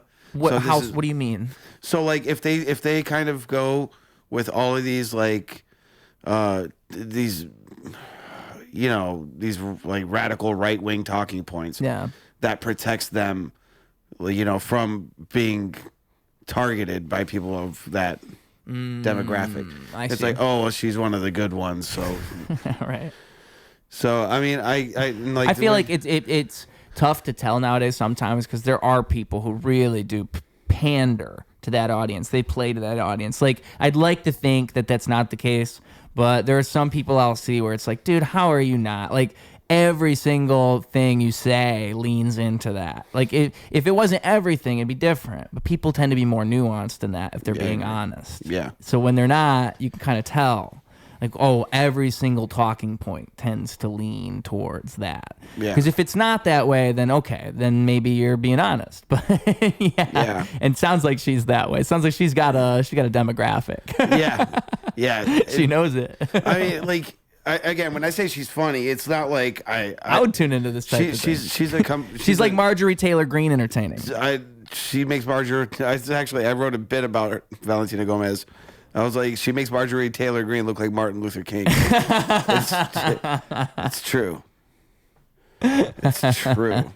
She's so unhinged, and so I'll go on Twitter sometimes just because I want to like see, and like, dude, it is just racism galore, and I just shout sit out there, Twitter for being the haven for such things. and I just sit there and I'll scroll for like 30 minutes. And my girlfriend will be like, "That's not good for your mental health." I'm like, "I know, but it's like so addictive. Yeah, right. It's so addictive. It's like," and then it is. I just go. My on. Strange Addictions MTV comes back. It's like a guy scrolling on her Instagram. It's like I just can't stop watching her say these words. It's like the N word, and then why Muslims why Muslims are the worst, and then. It's just, I just sit there and I just look at it. I can't help it. I just find it so entertaining.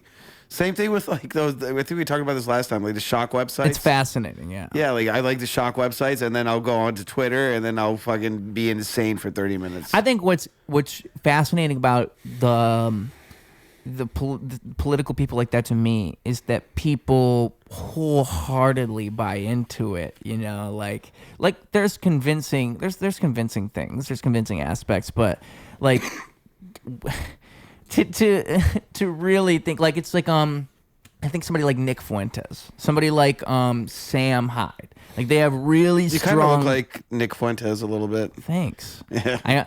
He got so famous, so big. He's never coming on this show. It's too late.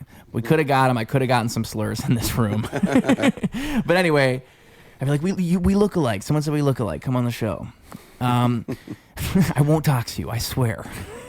He's from Chicago. Yeah. He was somebody doxed him. That was like the whole thing. As somebody said where he lived. But I think he's from Chicago. Like so many people are from Chicago. I think it's like the suburbs technically. Yeah. But what was I gonna say? Oh, these people have big fan bases, and like I think that it gets to a point where I don't think these people are entirely like they are leaning into the character. It's like how a comedian like will do a podcast. They're not as convicted about it as they make it seem. They're just leaning into it because their money. It's a bread and butter. They'll fucking do it. Yeah, but people. What I was getting to is the people who watch them take it 100% seriously, and they get these rabid fans. And like I don't blame the creators for that. I just think it's fascinating, and that's what makes watching these people. That's what gets me scrolling for 30 minutes watching these videos, because I'm just thinking, whoa, like this is not only is this a thing I haven't discovered before, this is like people obsess over this person. Like people care about this. This is like a thing for somebody. Somebody's sitting here thinking about Marjorie Taylor Greene right now and how she's going to change the world and she is the next president. Somebody's thinking Sam Hyde is gearing the up smartest. To run. You can like kind of tell she's like now she's trying to switch it up, and a few people are. I mean, Newsom I saw her too. on Tim Newsom's Dillon's trying podcast. I saw that. And she's like sounds a lot less, right wing than she was before. She's like, yeah, everyone should have free healthcare, and I don't agree with what Trump's doing. I'm like, okay, I'm starting to see what she's doing now. She's planting seeds. But it's strange to see the political. I mean, it all starts with Bernie. But then, of course, Trump is like the big. Trump, and then it could have been Kamala. I mean, Kamala went on Call Her Daddy. Everybody watched that. But I think that it's so weird to watch politics and actors too. Now you're seeing actors go on Theo Von and Rogan over and over. Like these big podcasts are getting names that you never would have seen before. It's really odd to see these industries adapt to them. Fuck, Netanyahu is going on Nelk, dude. Like, what is this reality we're in? Because, that's the epitome of it. That's, like, as wild as it gets. But even Matthew McConaughey just did a podcast tour. I saw Miles Teller just did this podcast.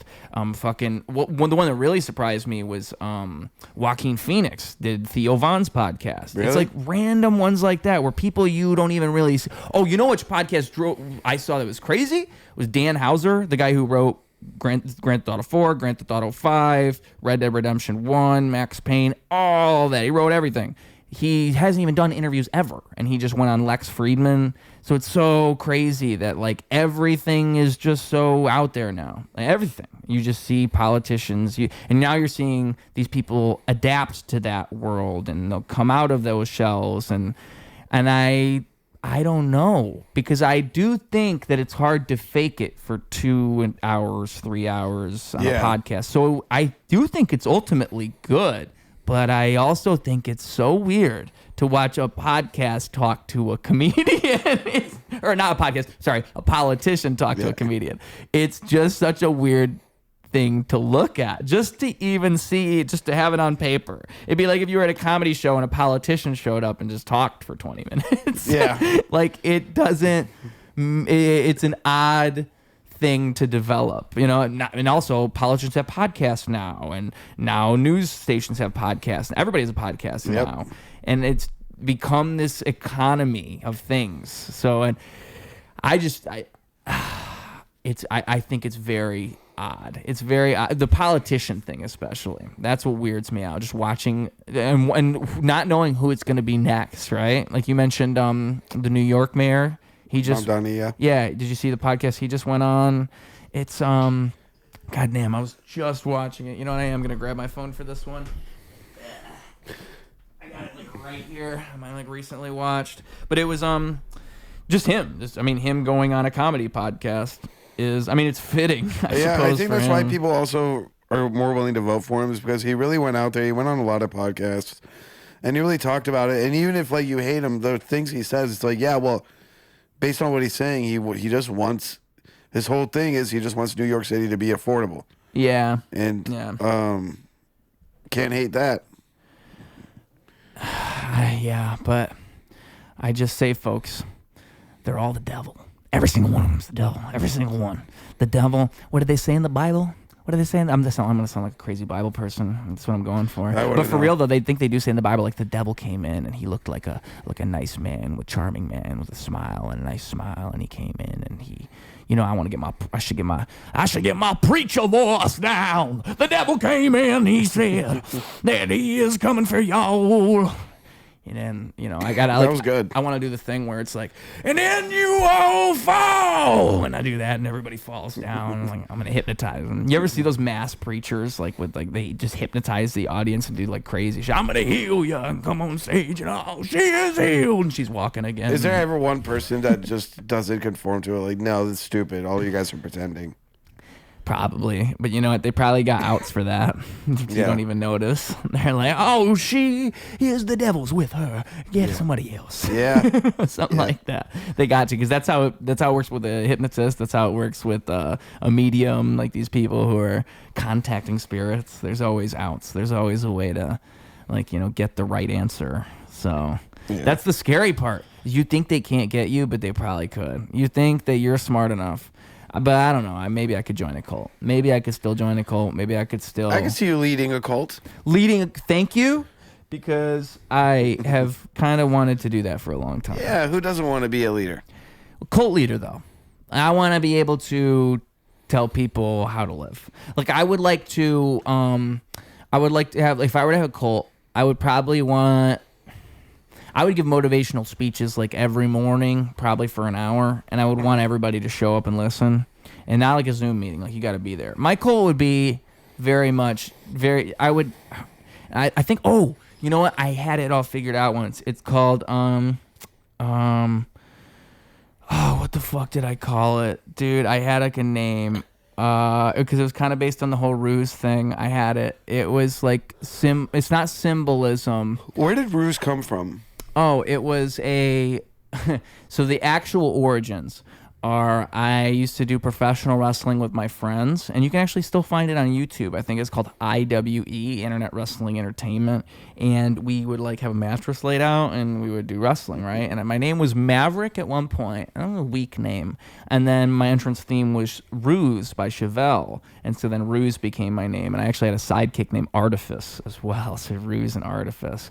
And, I think now how I would explain it, and it kind of ties into my cult thing because it's the same thing, is I think that everything is a ruse. And the way that if you look at life this way, you'll see it more truthfully, that nothing is as it seems. And we learn to define things throughout life because it's what you're supposed to do. You're supposed to, a survival mechanism, you separate this from that and you pick a side and you understand things that way. But the truth is everything is entirely unique, even you. And from every passing moment, you aren't really anything, but you identify yourself as something. And it's all a ruse, and everything is interpretive in such a way.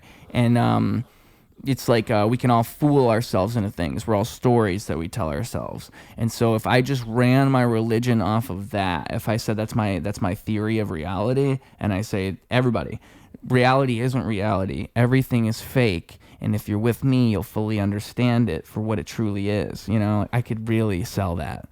But also, I think that is true. And I think that's all kind of what philosophy has always been trying to do. They've always been trying to get to the bottom of reality not being quite reality. I think that's kind of the idea. It's funny because I thought that when I was 10. That was these were the wrestling promos I would cut. Jesus. Oh man, I would have hated you when I was a kid. I'm like, what is he talking about? Yeah. And then, the mushrooms and LSD years later did not help that. They did not make me any less convoluted in my nature. Oh, man, I'm so grateful for all the hallucinogens and psychedelics that I did. Me too, I feel but like I also I've had would so many would never tell like a 15-year-old to do that. I wouldn't either, but also I'm super happy that I did do that at that age. Me too. Yes, I think that I think everybody's just fundamentally different in so many ways, and I think that for me, I could stomach such a thing, and I think that it helped me see things more empathetically, for sure. Like, I think one thing, and I think like it doesn't have to be psychedelics, but psychedelics do it very effectively, is you learn that your perspective is only your own perspective. Like, that's just a lesson you can't escape through something like that. Because your perspective is so radically different for a short period of time, but also so real. Like, it all seems so real, but it's also different from the ordinary reality you're used to. Whereas alcohol doesn't do that. And weed kind of does that, but not really. Like, you have to really step out of yourself to understand yourself in a way, I think. I think actually with alcohol, what I like about it is sometimes I'll get drunk and like kind of unlock a new emotion. Like, I can tap into parts of myself that I can't do without alcohol, which is bad, but I guess it sounds bad. But every once in a while, like every like maybe like month or so, I like have to just get really drunk. And like it's like I feel like I'm just cleansed my conscience a little bit. See, for me, that's mushrooms. It's just that, but mushrooms. And that's literally the logic I'll have. I'll be like, well, it can't hurt me. It's like if I just drank a bunch of alcohol. I mean, I just got really drunk. What's the difference? Yeah, and essentially it is kind of the same. I mean, what's the difference? You get blackout drunk, you get really high on mushrooms. What's the difference? By the way, sorry that I keep yawning. I did drink a lot last night and the night before, so that's actually... Well, you had these shows. How late were you up for that show? Well, afterwards I went to this other mic, trigger warning. That's Bontrager, right? Or no, but that's it's the guy who does Comedians You Should Know. Mm-hmm. What's his name? Ed Townsend, James Fisher. There it is, yeah. Yeah, and so I left there around 2 a.m. Oh, could you pop that door? Maybe he'll exit. Oscar, you gonna go out there? Oh, so good. I loved cuddling with him, but I am happy I can lean back comfortably now. I'm surprised he willfully left the room, or willingly. He didn't even fight it. He just decided he was done. Yeah. Usually he hangs around for a minute first. But an adorable dog. How often do you stay up that late with comedy? You doing it all the time? Not all the time, no. I couldn't. Maybe like twice a week. Maybe like once a week. Yeah. What is your... Do I even know your day job? What do you even do? I mix music. Oh, for a job? Yeah. Where at? Well, I do independent. I went to film school in L.A. Okay, but how did you get in a position to be able to do that then? Well, so the LA Film School has like a program. They like do a good job of like keeping up with you and kind of brokering different like clients with you and stuff. You know what I mean? Like they provide you like a lot of different opportunities, people to work with. So what? People just send you stems Pretty much. and you mix them. Yeah. What's your rate? I got you, man. I just wonder. Do you mix your own shit too? Yeah, I've Yeah. always mixed my own music. Yeah, it's better to learn on your own, honestly. I mean, it's nice to have the credibility of the certificate or whatever, but the best engineers just learn on their own. So I agree. I mean, I always like would Nipsey tell Hussle, people learn like- as soon as possible. Yeah, like Nipsey Hussle, that's what he did, and he mixed a lot of his own shit until he got big enough to where he could hire someone to do it for him. I think it helps for even like, say you're in a studio and someone's like not getting your sound right or whatever. You don't think that the song's right. Like you have the understanding to then say what's wrong with it. Or if you never have mixed or mastered anything, you don't know. Like say a mix is just way over compressed and the bass is just blown the fuck out and ruined. Like you could literally look at the wave file and be able to tell.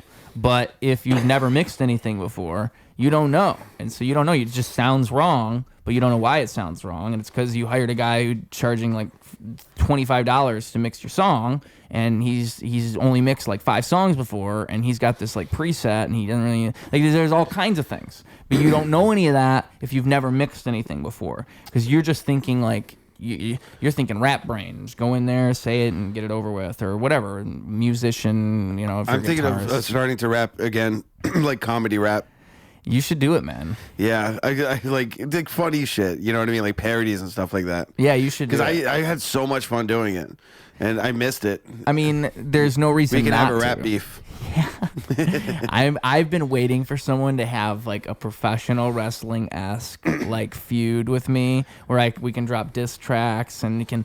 I think what will make it see this exists, but just like how I would explain a clip like this where we're explaining our feud is because when we do the feud, it has to be entirely canon. It has to be entirely like we can't go back on the bit. If we see each other in public, it's like, oh, they can't. These guys can't. Like they're not friends. We have to commit to it all the way.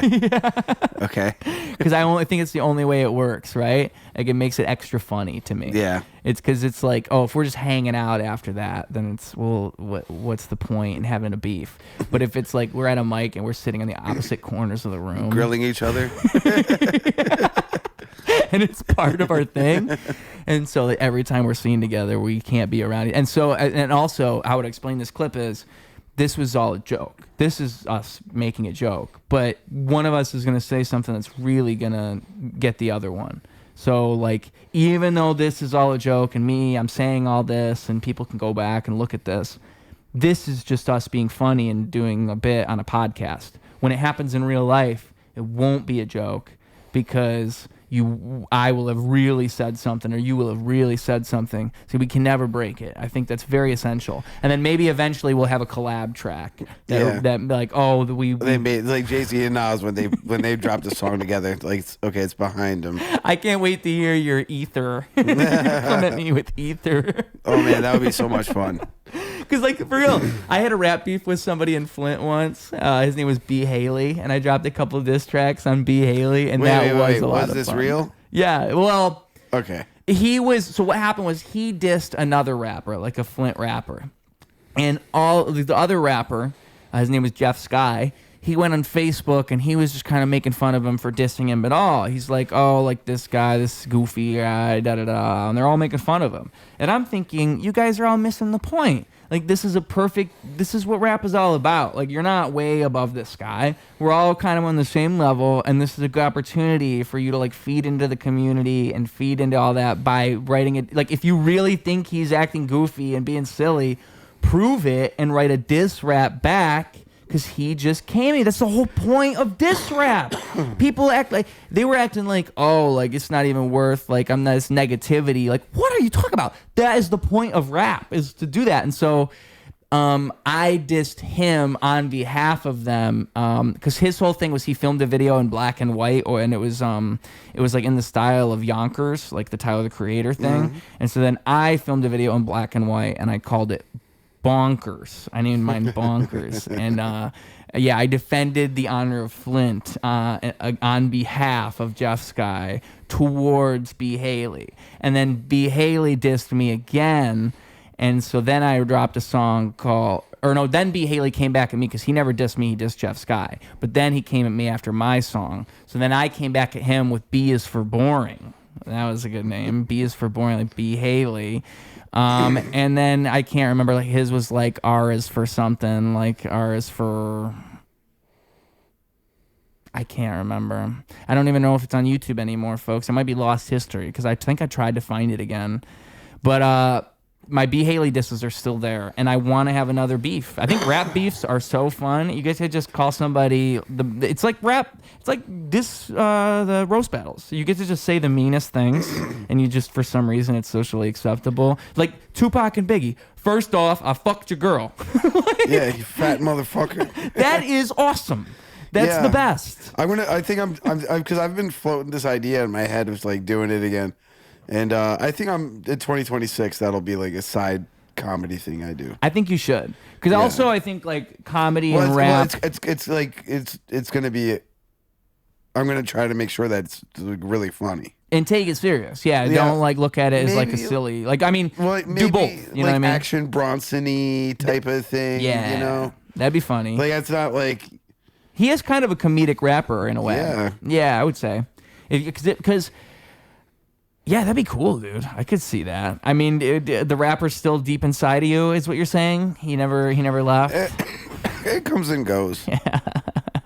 Because I mean, I'm 32, man. It's yeah, like, I haven't let go yet. I'm still holding on. I mean, it's not going to happen for well, me. the thing is, I found comedy, which is like, again, we talked about this last time when you were like, because you were like the comedy and being a rapper, they're both so delusional. And I was like, well, the thing is with rap, it's like way more arbitrary. Like you just get pulled out of the void by the algorithm. Yeah. In comedy, you get like these bookings. You can kind of see the levels that you can climb a little bit. But rap is like, it's like, I don't know. It's Yeah. like just you're just in the void. Yeah, and I comedy. mean, I don't know. You tell me. Well, no, I mean to that point, comedy is weird in the levels to which it goes. It's actually crazy. I mean, I think being in Chicago is different than somewhere else because it seems like Chicago is like it caps out. Like if you were to be in a different city, like New York or LA, it would extend beyond that. But I don't think that like you just can't. It's not a comedy hub in the way that those cities are, like Austin now. You want me to say something? Actually, I believe that Chicago is the best comedy scene in the country. It's better than New York, and it's better than LA. And it's definitely better than Austin. I don't think it's bad. I just don't think it's as like I think the room for growth is different. Like the way that growth works here is different. But like that's what I'm saying. Like there's over here, there's so much opportunity for beginners. Yeah. It's a very supportive community. People contribute, and like for example, in Austin, there's people that just they're not even like making jokes. It's just they'll go up there like, oh, how come he hasn't said faggot yet? I don't get it. Like how come? Right. Sorry, I don't know if we have to bleep. No, that. you're dude. They're like, where's the joke? And they're like, it's and you know over here, can I say the R word? Yeah. So like over here, I hear like a rape joke like maybe once a week, maybe in Austin. I remember one time I went to Red Room and I heard probably 7 of them. Well, that's the thing. Yeah. In Austin, I hear it like probably 10 times a day. Yeah. So it's like, okay, well, then it doesn't really have that. And it's like lazy rape jokes. It's like, okay, I don't know. And like you go to New York and there's so many people that they don't understand that they're not even telling jokes. In Chicago, it's like per capita, we have better comedians. Because when you go to these open mics, even when they suck at it, you can still see that, okay, I can see how that's a joke. I can see what their intention was. Yeah. In New York, I'll give you an example. There was one guy, he just went up and goes, "How have y'all ever stolen anything? No, I don't steal. But how much would something have to cost for me to want to steal it? $1, $5." He goes up to $100, $200. He keeps going up higher, and he goes, "All right, thank you. That's my time." And I'm like, "What the fuck just happened? What?" That was so funny, dude. He's probably filming a clip. That was probably some guy getting an amazing clip for social media of their amazing comedy. Who knows? But it's like that. So it's very avant-garde in New York. Yeah, and like I don't know. I just think that when you come to Chicago, I just think that we have better comedians per capita, and we have a supportive thing going on. It's not like a bunch of people cutting each other down and shit talking and whatever. And it's not like, and the gatekeepers are like, even the gatekeepers, they're not even gatekeepers. They're trying to give out opportunities. You know what I mean? Yeah. Like vouch. They're not gatekeepers per se, but because they hand out opportunities. They give out to everyone. You know what I mean? Yeah. And so that's why that kind of inspired me to do this contest thing. I was like, well, shit, we run shows. Yeah, it's not like a comedy club. We know that. I mean, we have Red Room, but there's Surge and whatever. But like, we have the resources to do our own contest, and it's like it's good for the community. You know what I mean? And I think that I think you're onto something, right? Because Chicago, I think it's because it's not as big per se. Like LA, people go there, they're thinking my name in lights. People go to New York, they're thinking big city. You know, people come to Chicago, I don't think they're having that same scope, and I think that creates a better community. And that everybody's not thinking Hollywood, thinking in Austin, big it's show. like that too. Yeah, because Austin, everyone just wants to get on Kill Tony, or they want to just have their moment, or they just want to have their big moment, be seen, and go viral for a minute. Yeah. They're not really developing as comedians. Yeah. Well, that's for the most part. Like I see it, I don't know. That's just Well, I think because like it's the best thing you could have is a community that's focused on that craft.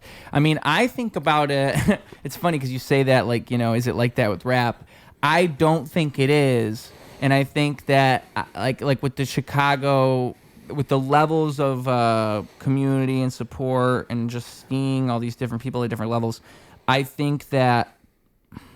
I don't even want to go to a music mic, like a rap mic, because I think I already know what I'm in for, and I think I think I was wise enough to like life just happened to guide me towards the comedy mics. I didn't even know that existed. There's not very many of them, and the ones that there are, I think they're cliquey. Like from what I've been told, it's kind of like an in-group thing, and it's a lot of like just the type of rap I already know I'm not gonna like. Because I feel like I'm kind of picky. I'm not gonna lie. I'm a perfectionist. I think I'm doing something when I write a rap song, and I get upset. Like actually, I think it's a crime against the art when I see people being lazy with rap music.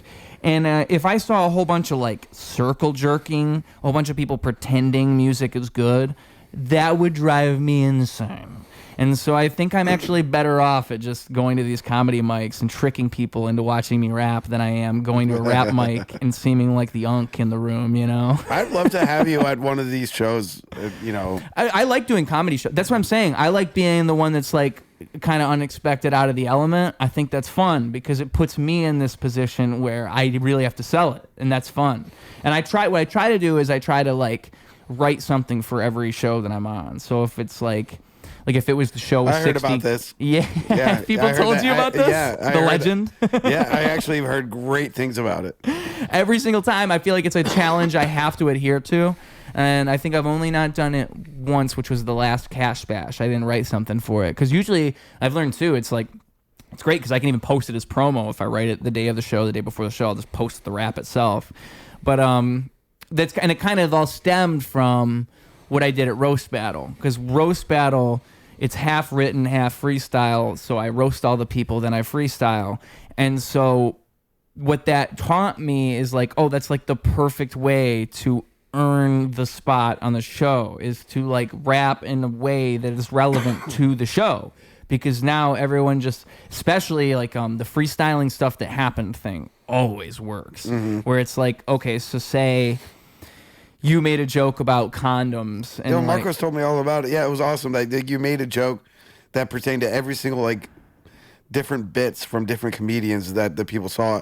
And he was telling me that it took the audience a second, but then once they realized what you were doing, that they just went into they just loved it. What always entertains me with it too is how you'd be surprised how much the audience remembers. They remember because everything is like an easy punchline now because, like I said, like you said, a joke about a condom. It's like, I'm on a tandem. I'm talking a lot. I said, I'm having a tantrum. I'm earning my spot. I said, I'm on them. You know what I got? I said, I'm so safe. I blow it through it like a condom. Remember his? He mentioned it earlier. Maybe this condom, I'd use it with the girl you heard of her. I done it.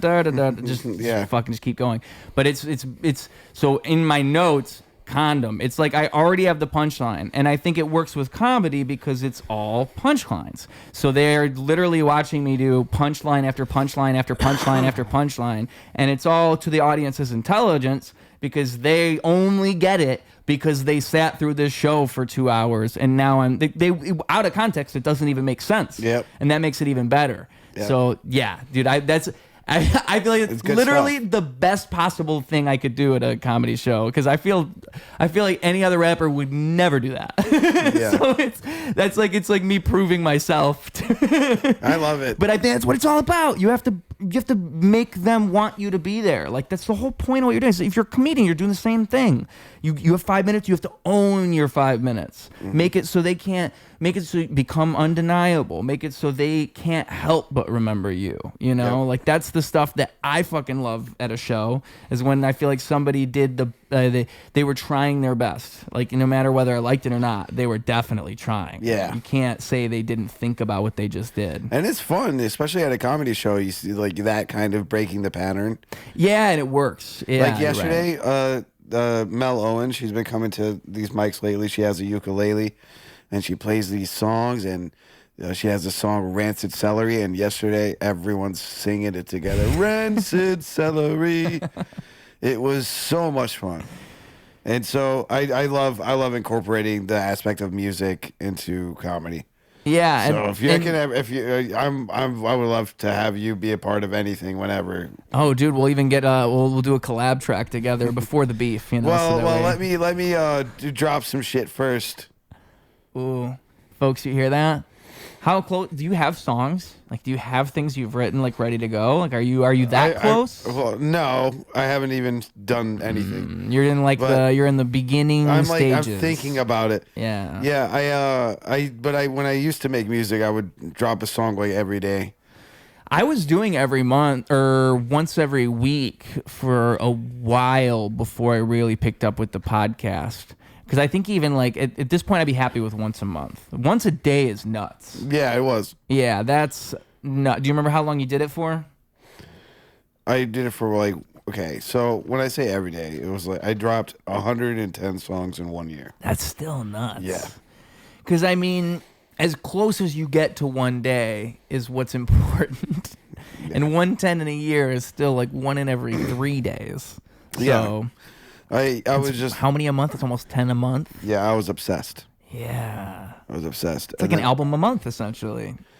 Yeah. Do you think it was like quantity over, like quality over, or yeah, quantity over quality, or do you think they were all good? Like, do you think you were I'd just say writing of the the right? 110 songs I dropped, I think maybe 6 of them to 7 of them are actually good. Yeah. The rest of them, like, yeah, they were good, but I just found a beat I liked, and I had the lyrics written, and I was try to cram them in where I could fit them. And yeah, it was mainly quantity for me, but yeah. So I was just trying to churn them out because I saw Gucci Mane did that. I was like, oh, I'll do the same thing. I'm Gucci Mane too. Ice cream paint job. Yeah. That could have been you, man. I mean, so you plan on doing it a different way in this next time around? Yeah, I just want to have fun and like make like a funny music video or like, yeah, I just want to make it comedic. Yeah, and you plan on tying it to your whole comedy persona? Like, you're not going to separate the two? No, maybe. 'Cause sometimes people want to do that. Sometimes it's like, I don't buddy want Eli- Milo Mack to be associated with my rap persona, which is you know. Sometimes people No, wanna I keep think I them would go by separate. Milo Mack still. I think that'd be the move. I think Yeah. keep them the same. Milo Mack sounds like a rap name. It was the rap name. Yeah. Just like Ruse was a professional wrestling name. Yeah. So, yeah, man, I'm thinking of doing that. I think it would be a lot of fun. Just like make like parody songs and stuff. Because I'm sure, I mean, I don't know. I think about it sometimes. And like, I listen to a lot of like comedy, like Eminem back in the 90s. Oh, yeah. His lyrics are hilarious. Mm-hmm. Like if you know that song Criminal, Yeah. Eminem, the last verse of that, if you ever get the chance, like to listen to it again, do it. Right. It's so fucking funny. It's lyrical as shit, and it's so off the wall. I like And the it's- song My Dad's Gone Crazy. That's a good comedic Eminem song where literally the whole concept is his daughter talking about his dad doing drugs and then him talking about all the drugs he does. Yeah. Like, it's just so many Eminem songs, the premise alone is so ridiculous that the fact that he's even doing it is funny, you know? Yeah, like that's fun. Yeah. I'm not, when I say like I would like do a rap, I'm not gonna go up and be like, you know, do all that generic bullshit, bitches, cars, and shit. You know. You see Jamie Schreiner, you know her at all? You should look into her stuff. She's based in Chicago, but she does a lot of comedic music stuff, and I think she's very good at like just making it work, like not making it seem forced in any way. Because I think like when you're doing comedy music, a big thing I think you got to do is I mean. Obviously, there's people who are going to like it no matter what. But I think if you want the general audience to like it, you have to sell them on it. You have to make them into it. And I think comedic music is not an easy sell. So there's an art to it. There's like a humanity you have to put into it. And I think some people are a little bit too theaterish with it. Like that's gonna please a certain audience, but I don't think it's gonna get everybody. And I think Lil Dicky, he's a great comedic rapper in that. Yeah, he's another good example. Yeah, where he's genuinely rapping. Yeah. But he's also like being funny. And I think that he's maintained that pretty well. Like he's got songs with Whatever Snoop happened Dogg to him? now. I don't know. Well, he had a show. I know on. that, but he was like buzzing hard for like 2 years. Yeah, he had his beef with Theo Von, and Theo Von picked up the phone, and the comedy police came for him. Yeah, I guess. No, you ever see that wooden shirt thing with him? Yeah. No, but I don't know. I don't know what happened. He's probably still doing great, just fucking on the side skirts. He's probably dropped an album in the last year or so. Honestly, the last time I really had him on my radar was when his side character Brain, whatever, if you know what I'm talking about. There was a song he did where it was him rapping, and it was then his Lil Brain rapping. Lil Brain sounded like this and talking like this, or something like that. And it was like something like that, and then the Lil Brain had his own little mixtape or something. I want to say that's what it was. But that was like 2018, so I don't know what's going on with Lil Dicky. One of my favorite Lil Dicky quotes is like, I wish I could say the N-word because that would really help my rap schemes. Like something like that. Like one of the most funniest. Like that is, every white rapper has thought like, man, if I could just, it would be so much easier. There'd be so much filler content for my raps. If I could just throw that word in there. But you can't. And there's no white equivalent. It doesn't exist. Yeah. You can't say honky cracker. What's up, my crackers? That sounds so lame. Yeah. It's a struggle. It's a struggle being white, if you didn't know. I don't know why this reminded me of what I'm about to say, but do you remember like the rap battles from back in the day? Like, did you watch those? Epic rap battles of history. It was like this rapper Jin. It was an Asian dude, and he went up against Sirius Jones. Oh, I didn't see that. No. Yeah. So anyway, this guy Sirius Jones was like roasting the shit out of him for like all this Asian stuff, and everyone's cracking up. And you saw Jin get like really pissed off, and he's like something Attica, whatever, send you back to Africa, and it like bombed. It's like, dude, you're like you just said that in a room full of black people. Yeah. In a rap battle. You really thought that was gonna kill? You ever see? I want to say it was Scary Movie 2 when he's in the 8 Mile thing. That's Scary Movie 3. That's Scary Movie 3. Yeah. He throws up his hood. It's kind of the same. He's like, peace to my brothers. Oh, God damn. Yeah, he was so funny. Yeah. I love Scary Movie 3. I think I just watched it again like a year ago, and it was so damn funny. I feel like, and they're trying to bring it back. They're saying they're bringing it back. You know, I wonder what has a better chance, that or Spaceballs, because they're also bringing back Spaceballs. And both of them, it's the OG creators. So, I mean, obviously Spaceballs has what, like 30 years on Scary Movie. But I watched it when I was like 6. And I remember it was the funniest fucking thing I'd ever seen at that point. Yeah, I watched it before I saw Star Wars. So I've never seen Star Wars. Yeah, there you go. So that's your exposure to Star Wars, is Spaceballs. And I thought it was hilarious, and I didn't even like understand the context of what they were. Me neither. If I watched it now, it would be so much better than when I first saw it, because I just thought, this is a funny, oh look, a dog guy. Oh look, they're rewinding the movie in the movie. That's hilarious. That movie is a great example of the type of comedy they would make back then. It's kind of like the same type of comedy as Airplane, same type of comedy as Naked Gun. It's all that stuff where it's like it wasn't there. I just think comedy now, I think it's so hard to get a studio to sign on to anything. Whereas like comedy then, you could just have a basic premise of essentially nothing. It would make it. Yeah.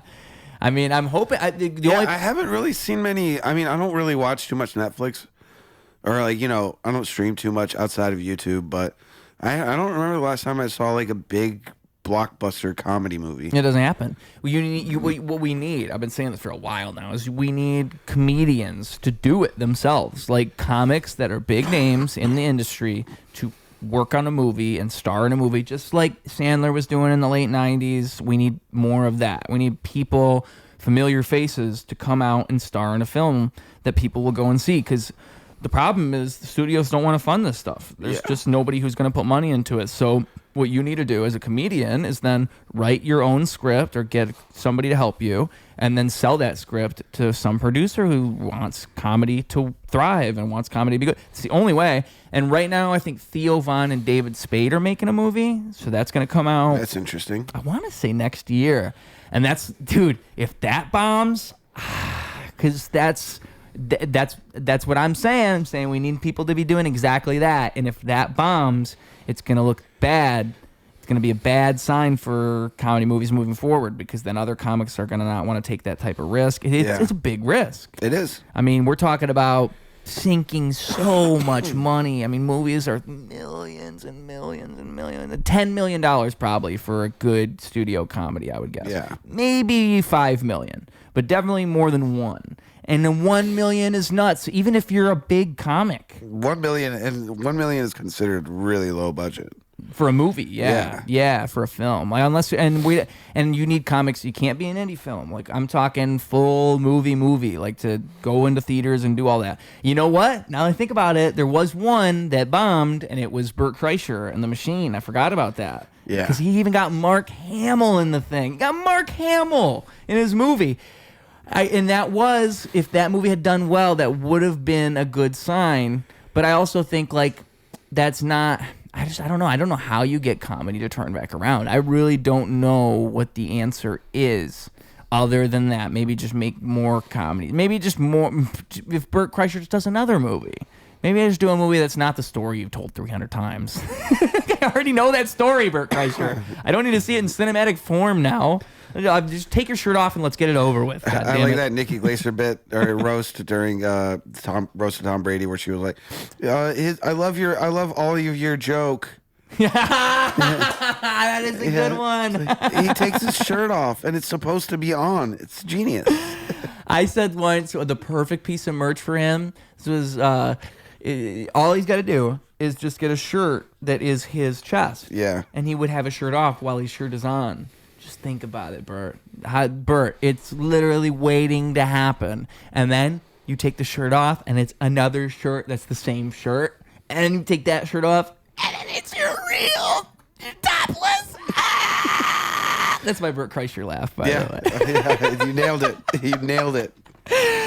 But you know, I also, all this being said, I don't dislike Burt Kreischer. I actually think it's funny how much people hate comics online. It's actually nuts. Yeah. Do you ever see those podcasters that are like, they just criticize comedians? Yeah.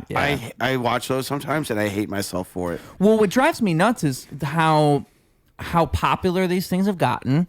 What drives me nuts is how it's obviously disconnected from the comedy world. Like, these people aren't forming relationships with comedians or anything. They're just outside of the comedy world criticizing it from like the outside looking in, you know, which makes it even more annoying because like they've probably never talked to a comedian. They probably never met a comedian. They probably never went to an open mic, but they're going to tell me exactly why this guy's an asshole. And they get like a million views. Yeah. Over like one day on why Burt Kreischer is such an asshole. I mean, Bill Burr is now at the behest of a lot of the hate from these people, which is actually kind of crazy to me because Bill Burr was on their good side for so long. But all he had to do was perform in Saudi one time.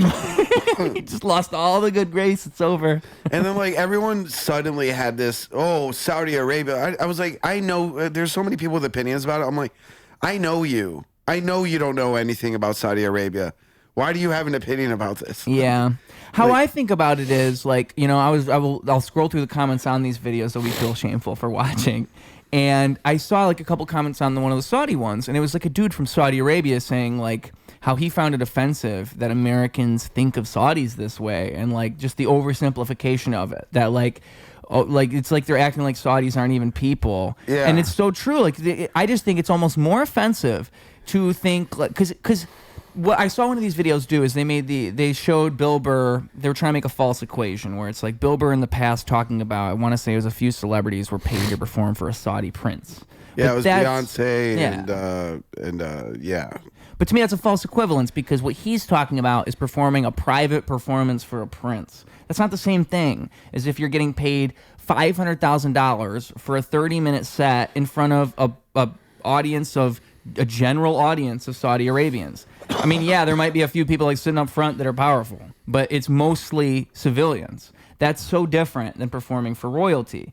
But it's like people act like it's the exact same thing, and they act like all Saudi Arabians are the same, and like every Saudi Arabian thinks these things because I saw it on this YouTube video. Like, well, okay, how much time have you spent thinking about Saudi Arabia other than this particular issue? Like, I've heard people, be super opinionated on it, and I don't know. My whole thing is, I like to think, okay, if you're a comic and you're saying that, if I right now gave you that offer, would you take it? Like, just say whoever, like, whatever country you don't agree with. Yes. Yes. It was so hard to say no.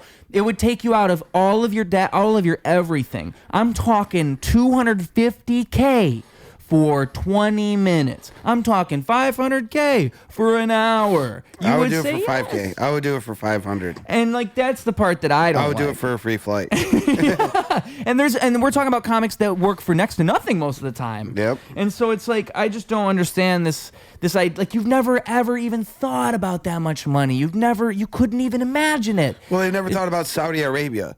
Yeah. It's like, I don't know. And also that, right? And also the other thing I think about those, you're acting like, okay, if the American government gave them that much money, you would not complain. I don't think the American government is necessarily as innocent as you're acting. Yeah. Like if Obama gave a comedian this much money to perform and a bunch of Americans showed up, you wouldn't then say, oh, but America's participated in this and this and this. You wouldn't say any of that. Yeah, so we've stuck our noses in every single conflict and just tried to extract, we fucked over a lot of people. So I feel like there's this blindness, like this social blindness. It's hypocritical. Yeah, really. And it's like, it's actually like, to me, that's the most obvious thing is like, how could you really think America is the good guy? Like that's what you're acting. Yeah. And not like Saudi Arabia is a good guy either, but like we are not perfect. There is no good guys. Yeah. Everyone's fucked up. But for some reason, it's like if you're a comedian and you take money from a forbidden place, that's like you are now no longer, I can no longer enjoy you, I can no longer like this. And a lot of comics went to Saudi Arabia, so it's interesting. And like there's a couple that didn't. And I mean, like Shane Gillis, he said some like thing about it, about like, aren't those the guys that did 9/11? Yeah. So, but I don't think Shane Gillis, he's not like out here calling out comics like some other comedians are, because he doesn't really care about it like that. He just didn't want to take the money. Like Tim Dillon was going to do it, and then he made a joke about having slaves. Yeah. Which is funny because I actually think Tim Dillon would have been the most down comic of all. Like he would have been. He does not care. He's the exact guy you want to perform at Saudi Arabia. Yeah. He's the one. Yeah. So it's just funny to me that the whole thing I think is kind of a fake drama that is all just meant to. And you know what? I think I saw it was on a recent. I think it was Theo Von and Joe Rogan. I want to say it was them talking. It was somebody talking. But Joe Rogan just mentioned how Tony Hinchcliffe was talking about these videos. And how he said to him, like, that these people are just, like, kind of promoting you in a way. Which, for one, it's funny to think that Tony Hinchcliffe is even watching this bullshit, and Joe Rogan even watches it. Like, it even shows up on their radar, these dumb videos of, like, this guy with 200K subscribers who does nothing but critiques, like, the comedy scene. Like, that's their life. And so then that show... But also just this idea that, like, it's true. They, in a way... These people are like, yeah, it's annoying that they obsess over all this. They talk about it. They hate watch it. But they all are, they're supporting it in this weird way. Like they are kind of propping it up by talking about it at all. Like by continuing to bring it up. By buying into this whole hating Bill Burr, hating whoever the comedian who did the thing is now. It's like you end up you should just ignore them. If you really don't like them, you should say nothing and not even give them the time of day because you're basically promoting all these people. Because when I'm watching that stuff, I skip through all the parts where they're talking and only watch the clips because that's how I think of these channels. I think like, okay, I like that they curate the clips for me, so I don't have to go watch 10 podcasts to know the drama. But I don't want to hear your opinion. Dude, there's times where I'll be listening to one of these podcasts and I'll be getting mad like this fucking guy needs to get a life. Yeah. But I'm still listening to it. Yes, exactly. And like, yeah. I'm kind of embarrassed that I listen to it, honestly. Me too, but it is in such the fact that it's gotten so popular is what's interesting to me. Because, like I said, we're at the point now where the comics that they're talking about are like they see these videos, and I'm sure the people who make this stuff don't think of it that way. They're not thinking of these comedians as people who will then watch it. Like, Bill Burr is the worst comedian ever since. Like, they're not thinking Bill Burr is going to watch them say that, but he does. And that's the wild part to me, you know, is this... That's what the internet will do to you. And I think, like, if you're somebody... That's why I say I don't think these people ever met comedians, never been to a comedy show. Because I think once you start to meet people, you start to learn, like...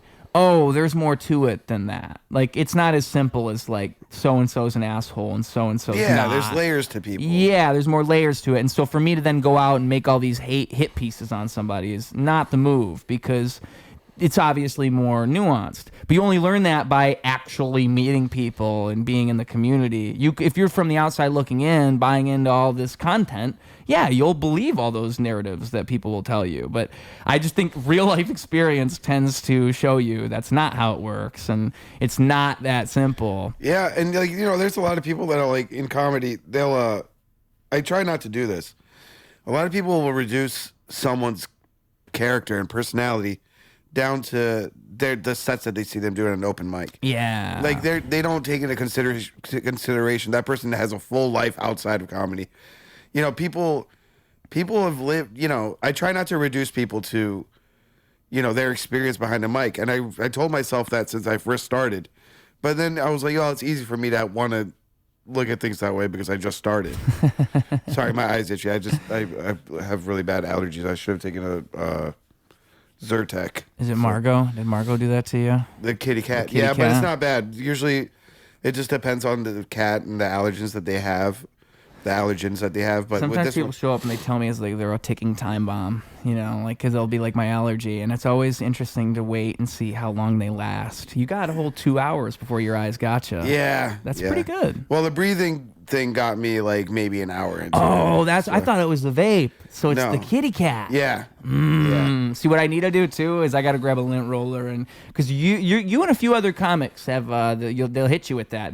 Nobody ever usually knows the cat's here, so it's like they'll show up. I completely forgot. Yeah. But if I would have taken the Zyrtec, I would have been completely fine and not really. Yeah, it completely gets rid of all that. Like I mean, it's because right now my allergies aren't enough to like be like too crazy. Yeah. But if I would have taken a Zyrtec, I would be fine right now. Interesting. I always worry I'm gonna find my allergy one day because I haven't found it yet, and I think I have no allergies. Well, I wasn't allergic to cats until like I got older. Oh, really? Did you have cats when you were younger? No. Oh. But like I was never a problem. Yeah, and dogs don't affect you? No. I wonder what the difference is. Yeah, I don't get it. That's weird. Just being allergic to a certain, like, it's a malfunction for sure. It's like a human malfunction. Yeah. I forget, like, I remember I read the scientific explanation like once, and it is like, it's almost like there's just one little thing in your genetic, like your body's producing the wrong response to a specific thing. Like your body, like, literally just learned it wrong, and so it gives the wrong thing. Like it produces the immune response when it shouldn't, and so that's why it happens. It's because your body's stupid. Like the answer is your body's dumb. My body's so dumb. I'm gonna get rid of it. But also, your body's the smartest thing ever. I mean, the fact you ever think about breathing, folks? You ever think about the fact that you're breathing right now? That's pretty crazy. That's you know, like nuts. I can. How long can you hold your breath? You ever try? Probably like 8 seconds. No, really? Yeah. Really? Yeah, I can't hold my breath right now. I hold my breath almost every morning, and I can get to about 3.5 minutes. Really? On the regular. Yeah. Yeah. That's insane. Thank you. It's 3.5 minutes. Yeah. Wow. 3 minutes regularly, 3.5 minutes. You hold your breath pretty every often, morning? The Wim Hof breathing method. Yes. So you're familiar with that? Yeah, because I do cold plunges and shit. So there you go. So that's what it is. I do the Wim Hof breathing method. And I learned when I started doing that I can pretty easily get up to like 2.5 minutes. But in the morning if you do it in the morning, that's the best time to do it because it's like you haven't exerted any energy at all. And so pretty often, like some mornings I can get to 4 minutes. Damn. Yeah. One time when I was on mushrooms, folks, I swear to God, I was on 7 grams of mushrooms. I held my breath for 10 minutes. And no one's ever going to believe me. I know they won't. But I did it, and I think it was the power of perspective. I have no clue how I did it. I can never explain it. I really need to sneeze. Oh. Are you cool? Yeah, go. Do you mind if I go wherever you is. Right, cool. Sneeze where you feel best. All right, I just want to use... Sneeze where you please. Hey. I remember last time I was holding my piss, and now this time I'm having allergic reactions. I just want to come here and feel normal again. Every time I'm here, my bodily fluids are just suppressed. Wonder what it's going to be. Next time you're going to have to shit. That means next time you're going to have to shit. I was actually worried about that because I went and had a shitload of Burger King as my first meal. Yeah. And I drank a lot last night. So I was like, I don't know how my body's going to feel, but... Maybe you'll be holding in vomit, too. I'm trying to think of other things you could be holding in. No. Shit, vomit. There's different things you could be holding in. I'm about to come. The whole time. Just like, I love Ruse. Now that would be a good episode. You just keep like really... You'd have to upload that to OnlyFans. Yeah. He was being super nice the whole time. He's been so nice to me. But yeah, dude. I mean, well, shit. We've pretty much done it. I mean, is there anything else you feel like we should talk about? If there's anything you want to say, you think good topics we missed? Anything? I'm sure I'll think of a million on the drive home. That's how it always goes. Yeah. Yeah, but right now I think I learned my lesson that next time I come here, I'm going to take an allergy pill, and that way I won't be suffering. Well, you know what? Like, what I'm gonna do is I think I need to make my cat and my dog's existence more public. This is gonna be my like positive way to combat this. I'm gonna create an Instagram for my dog and my cat, and I'm just gonna I'm gonna put out all the photos I got of them. They're gonna go viral. They're gonna have their own careers and success. But what that's gonna do is, next time you're gonna look at my Instagram, you'll be like, "Oh shit, his cat!" Like, you know, she's got like 1 million followers. You're gonna look at that. You'll be like, "Oh, his cat gotta take my medicine," or what is it called? Zyrtec? Zyrtec. Gotta bring the Zyrtec. So, and you won't remember that until you see my cat's IG. So I gotta make the Instagram. I think that's the move. I think it's the only way, because I can't just message everybody and say I have a dog and cat. That's too much. Yeah. I can't send out a warning. I feel like that's too forward. Yeah. It's, you know. Yeah, you can have when people say, "Is there anything I should know?" I feel like it's the only thing I should say. Oh, by the way, I have a dog and a cat. You should have like Zyrtec on hand. Yeah. Is there anything I should know? Bring Zyrtec. Bring some Zyrtec. Yeah. Zyrtec on hand. Don't wear any socks that you're gonna regret wearing. You know, sometimes people don't take their shoes off, but I feel like sometimes people come in and they're thinking they're gonna be wearing their shoes. They wear good shoes. I feel like maybe even if you wear them, you're not gonna be wearing your shoes. You know, because like, hey, if your we might not see your shoes, because they might even like if you're picking a fit, keep the shoes on, thinking I'm gonna wear these kicks, gonna look cool, and then you show up and immediately I say take your shoes off. You're like, what the fuck, dude? Yeah. When you walk out right there, you're like, well, what am I here for? Has that ever happened? No. Yeah, that would be hilarious. Someone makes the drive all the way here and then leaves because of the shoe thing. Wouldn't it? That would actually be a really good story at the very least. I would never forget it if someone did it. Just any podcast walkout, by the way. Like, podcast walkouts are one of my favorite things to watch. They're so funny. My favorite one was the Birdman one. Yeah, that's the classic. Yeah. Oh man, the Birdman walkout. Put some respect on my name. Throw some respect on my name. The one that just happened, it was the Wikipedia co-founder. If you saw that, I have not. It was like a guy had the Wikipedia co-founder on his podcast, and so he's like, "So you're the co-founder of Wikipedia?" Or the guy said, "So he's the founder of Wikipedia," and the guy's like, "Well, this it says you're the co-founder," and he says, "No, I don't want to talk about that."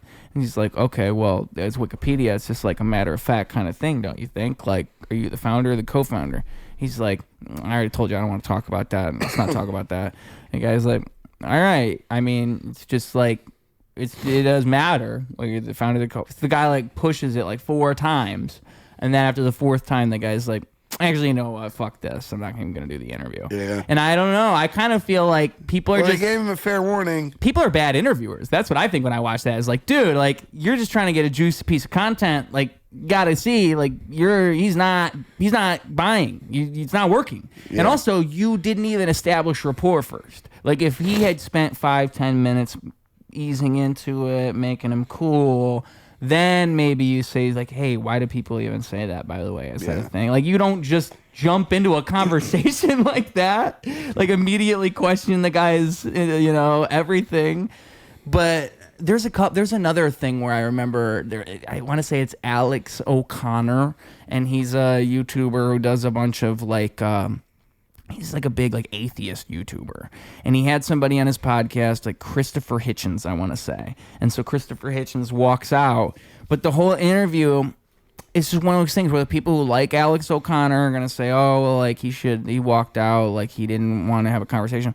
But the whole kind of thing is kind of pushing him and like poking at him, and like the guy who's being interviewed is progressively getting more and more annoyed, like saying to him, like, no, I've already explained that. Like, I don't want to talk about that. Like, is that always? Because I think he keeps trying to talk about drugs and like the legalization of drugs. And the guy's like trying to say to him, look, I already said my position on the legalization of drugs. It's whatever. I don't even really want to talk about that. It's not even really. And then the guy keeps bringing it back. And it's like, if somebody tells you that over and over, like, look, I already told you this, I don't want to keep talking about this, and then you keep bringing it, that's just not good interviewing. But it is a great clip, and I like to see podcast walkouts. Yeah. I gotta have one of my own one day. I gotta do this one day. I think I have to study from these people, like learn how to push people's buttons, and then just pull it off. Also, while I'm on that, have you seen Matan Even's podcast? So I think he's like a master at just what I just said, except like he hasn't gotten a walkout yet. I think actually he still managed to not have a walkout, that guy. Really? I actually think no walkouts. If I'm, I think my favorite episode was where he had the black Israelite and then the rabbis, or whatever. Yeah, that was my favorite one.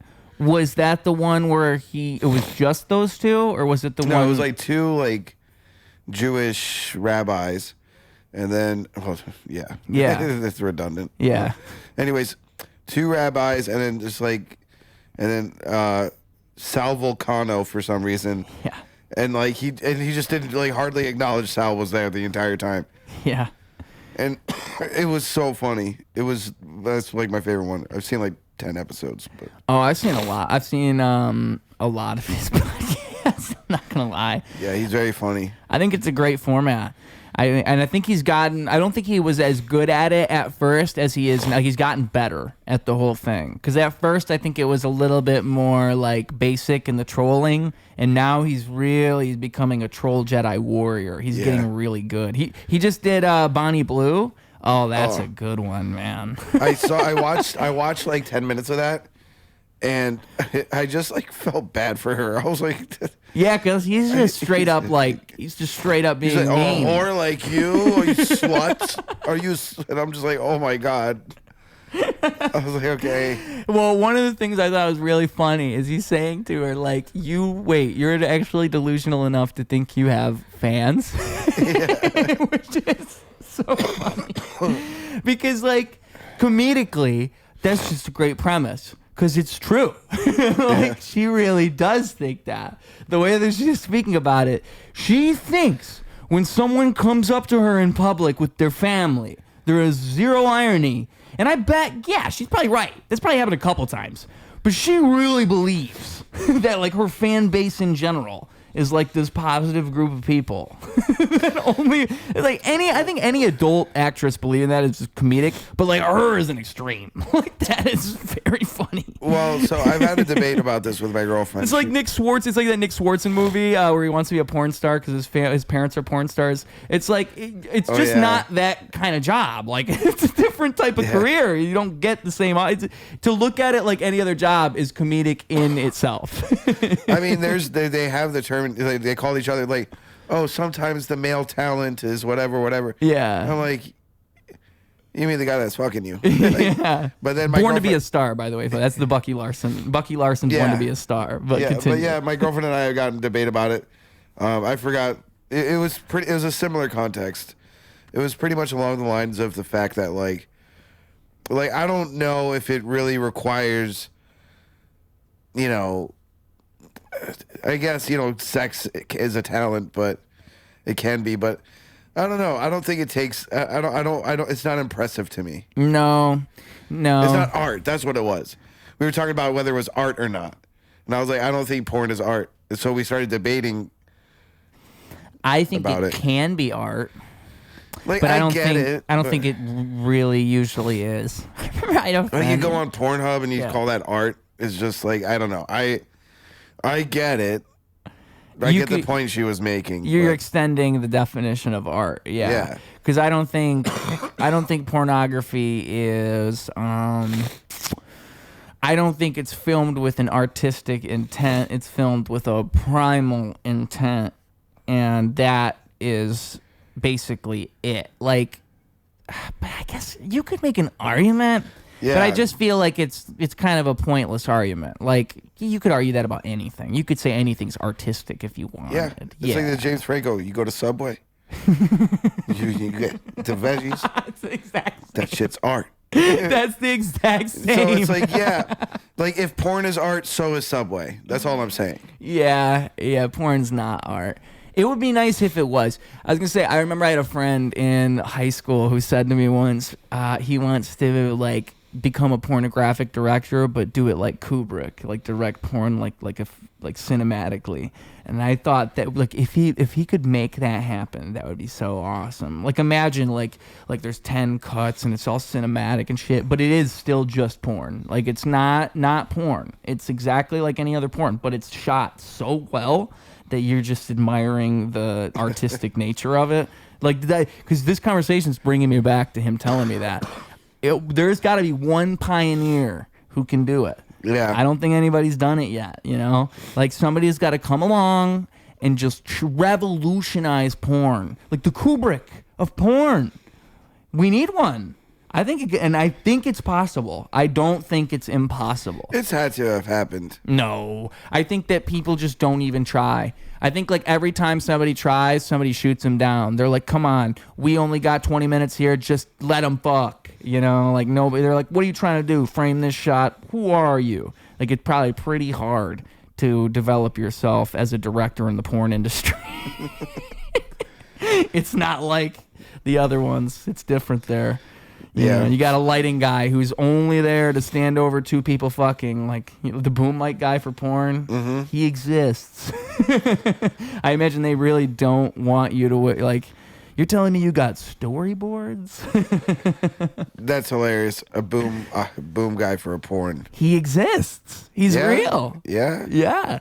Like you ever see a picture of like a porn set zoomed out? So it's like it's the porn. But it's like you can see, it's like any other movie where it's just a room built inside of a warehouse and there's 10 other guys behind the camera. All hard as hell. Yeah. It makes it so much less erotic when you realize like that's most porn is like there's 7 guys in that room.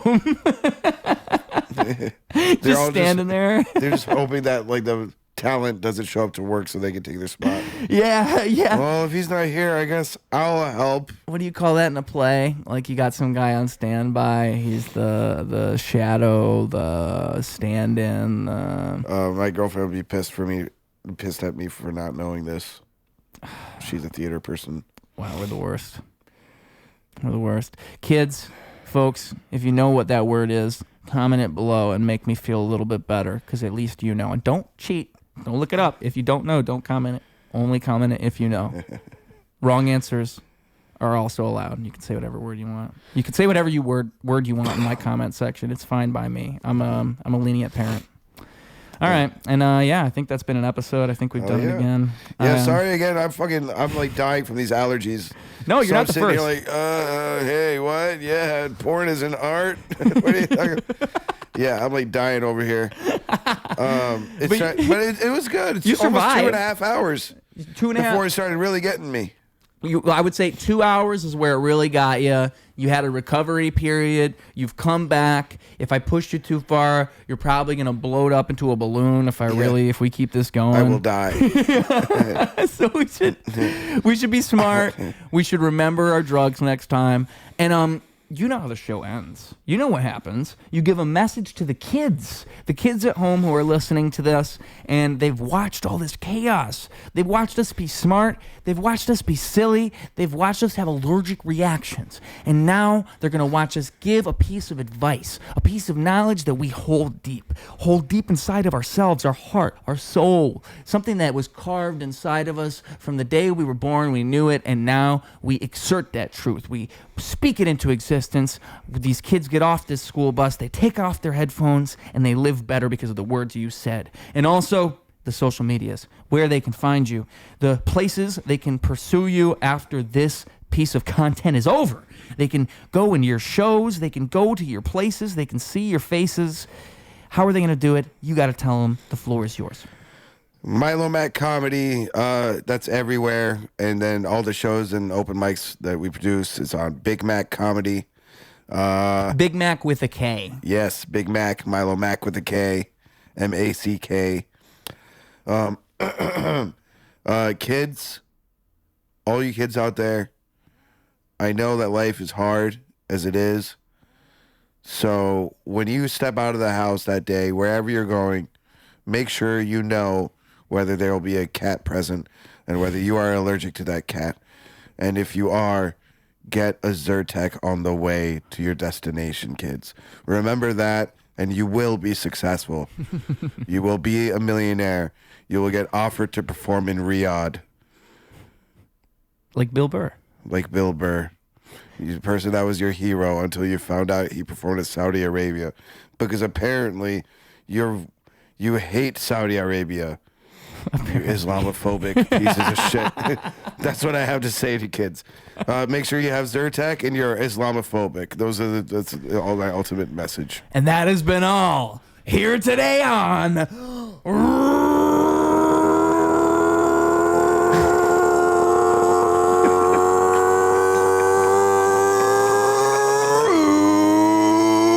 Radio. That was awesome. Clocking out. Double down, competition couldn't help him to rock. Missed the whole time, holy fell through the flock. That's an ordinary miracle, wealth to the block. It's a balance in the character that's calm and collect.